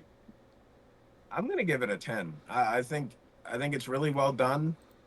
I think it was produced well. None of the songs got leaked because, fun fact, Eminem mails all of his Yep. pre-releases in a box with random shit in it to Paul. It's pretty funny, but it's worked. He's very something he says in an interview is that he's very worried about leaks because he doesn't want the album to be ruined, because he said there's a certain plan, a certain way everything has to roll out, and if one thing rolls out before the other, it's all screwed up and it's There's a not gonna work timing right. thing. There is a timing to things for sure, and Yeah. and the good artists understand that. Katie and I reviewed the Taylor Swift album that was very reminiscent of what you just said. She literally announced and released the record at 3 o'clock in the morning at the same time. Nobody knew she was working on music. Nobody knew there was a release coming, and it was just there. Two part or two CD Yep. record, just there out of thin air. That's when you know your team around you understands the concept and understands the importance of secrecy. Plus, I need a side B to this album just so I can see if Taylor Swift's on it. I would love that. Or shit, Billie Eilish. I know you don't like her, Toby, but I would I'd be more love that. down with Billy than Taylor. I think either one would work, but I would just love to see Taylor and Marshall working together just to see what they come up Yeah. with. I agree. I just don't know if that would work. I feel like Billy could work. I think it was 50 Cent. Taylor Swift has appeared on a rap album before. In a Oh, rap video. I'm sure. I think it was 50 Cent. And it was when she was much younger, much newer to the scene. And she came out and spit a bar. Obviously that was written for her. Well, she But- did have the song Thug Story that featured T-Pain. I don't know if that's what you're referring to. That might have been it. Yeah. She also has, let's see here.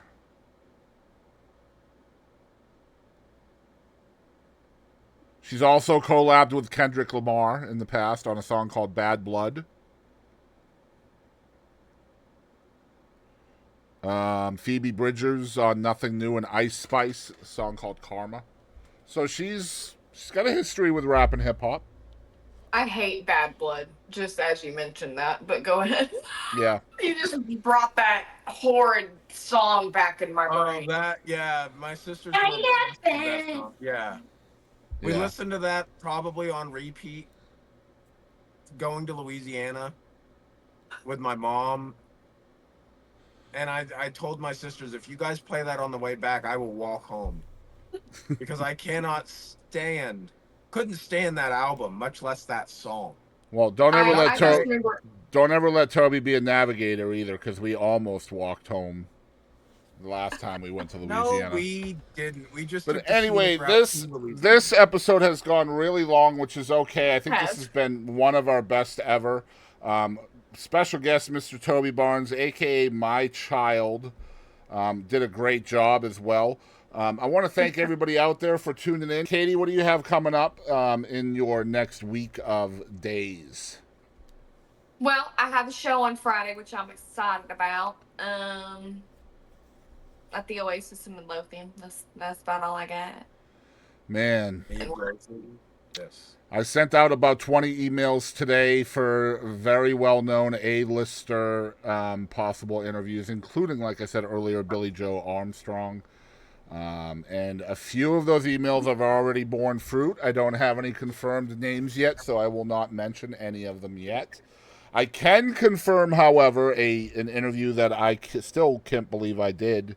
I talked to Mike Tramp, who was the lead vocalist from a band called White Lion that I grew up with, who had huge hits back in the mid-'80s, and got to talk with him for about an hour the other day on how he wrote some of the biggest rock songs in history, and it's going to be a fantastic interview. I think people will enjoy. As far as my upcoming week, I get to talk with Clint Alford on Wednesday, who is one of the best songwriters, in my opinion. One of the best and unheralded songwriters from Texas, East Texas. Get to talk with him Wednesday. Excited about all the things we have coming up, not only for this show, but for the other show as well. Appreciate everybody who is following along. Kadie Lynn can be found. It's KadieLynnMusic.com, I believe, right? It's just KadieLynn.com. We do this every week. It's KadieLynn.com. Kadie Lynn on Facebook and everywhere else. Y'all just go look her up. Follow the young lady. She's always touring, always does shows. Too much at PUBG. Yeah, and Toby is my my increasing my editing, because for gaming I want ads on that stuff, and I can't have the word F in that. And I'm going to be removing that from this show too going forward. So just try to keep that in mind. You can still say it. You can still say it. That's okay. You can still say it. I will just remove it, is all I'm saying. So just keep that in mind. Away. Yeah, but it's fine. That's more work for you. It is, but it's also important for advertising. We're always going to be an adult themed show. We will always cuss. It's just I will be muting them just for advertisers on YouTube. That's all. It's no big deal. But yeah, that's what we got going on. You can follow along with everything we have going on. We're the Chris and Kadie Show everywhere. And, well, not everywhere, but that's the other thing. We are now on YouTube. We've always been on YouTube. We're on Spotify, but I've also added us to Amazon Music, Audible, iHeartRadio, and Castbox, which is one of the bigger podcasting platforms. So we are reaching more people. Still trying to get on Apple, but for some reason the Apple process is buggy and glitchy and won't let me through it. So I will keep doing that. But yeah, if you guys are watching, you guys can help us out a lot just by hitting the like button, the follow button, become a monthly follower on Spotify. That'll help us out a lot. Comment down below your favorite parts of the shows. We want you guys to be interactive with us. If you have questions, we'll answer any of those online on our shows as well, as long as they're not like, lewd or something like that. But thanks for watching, guys.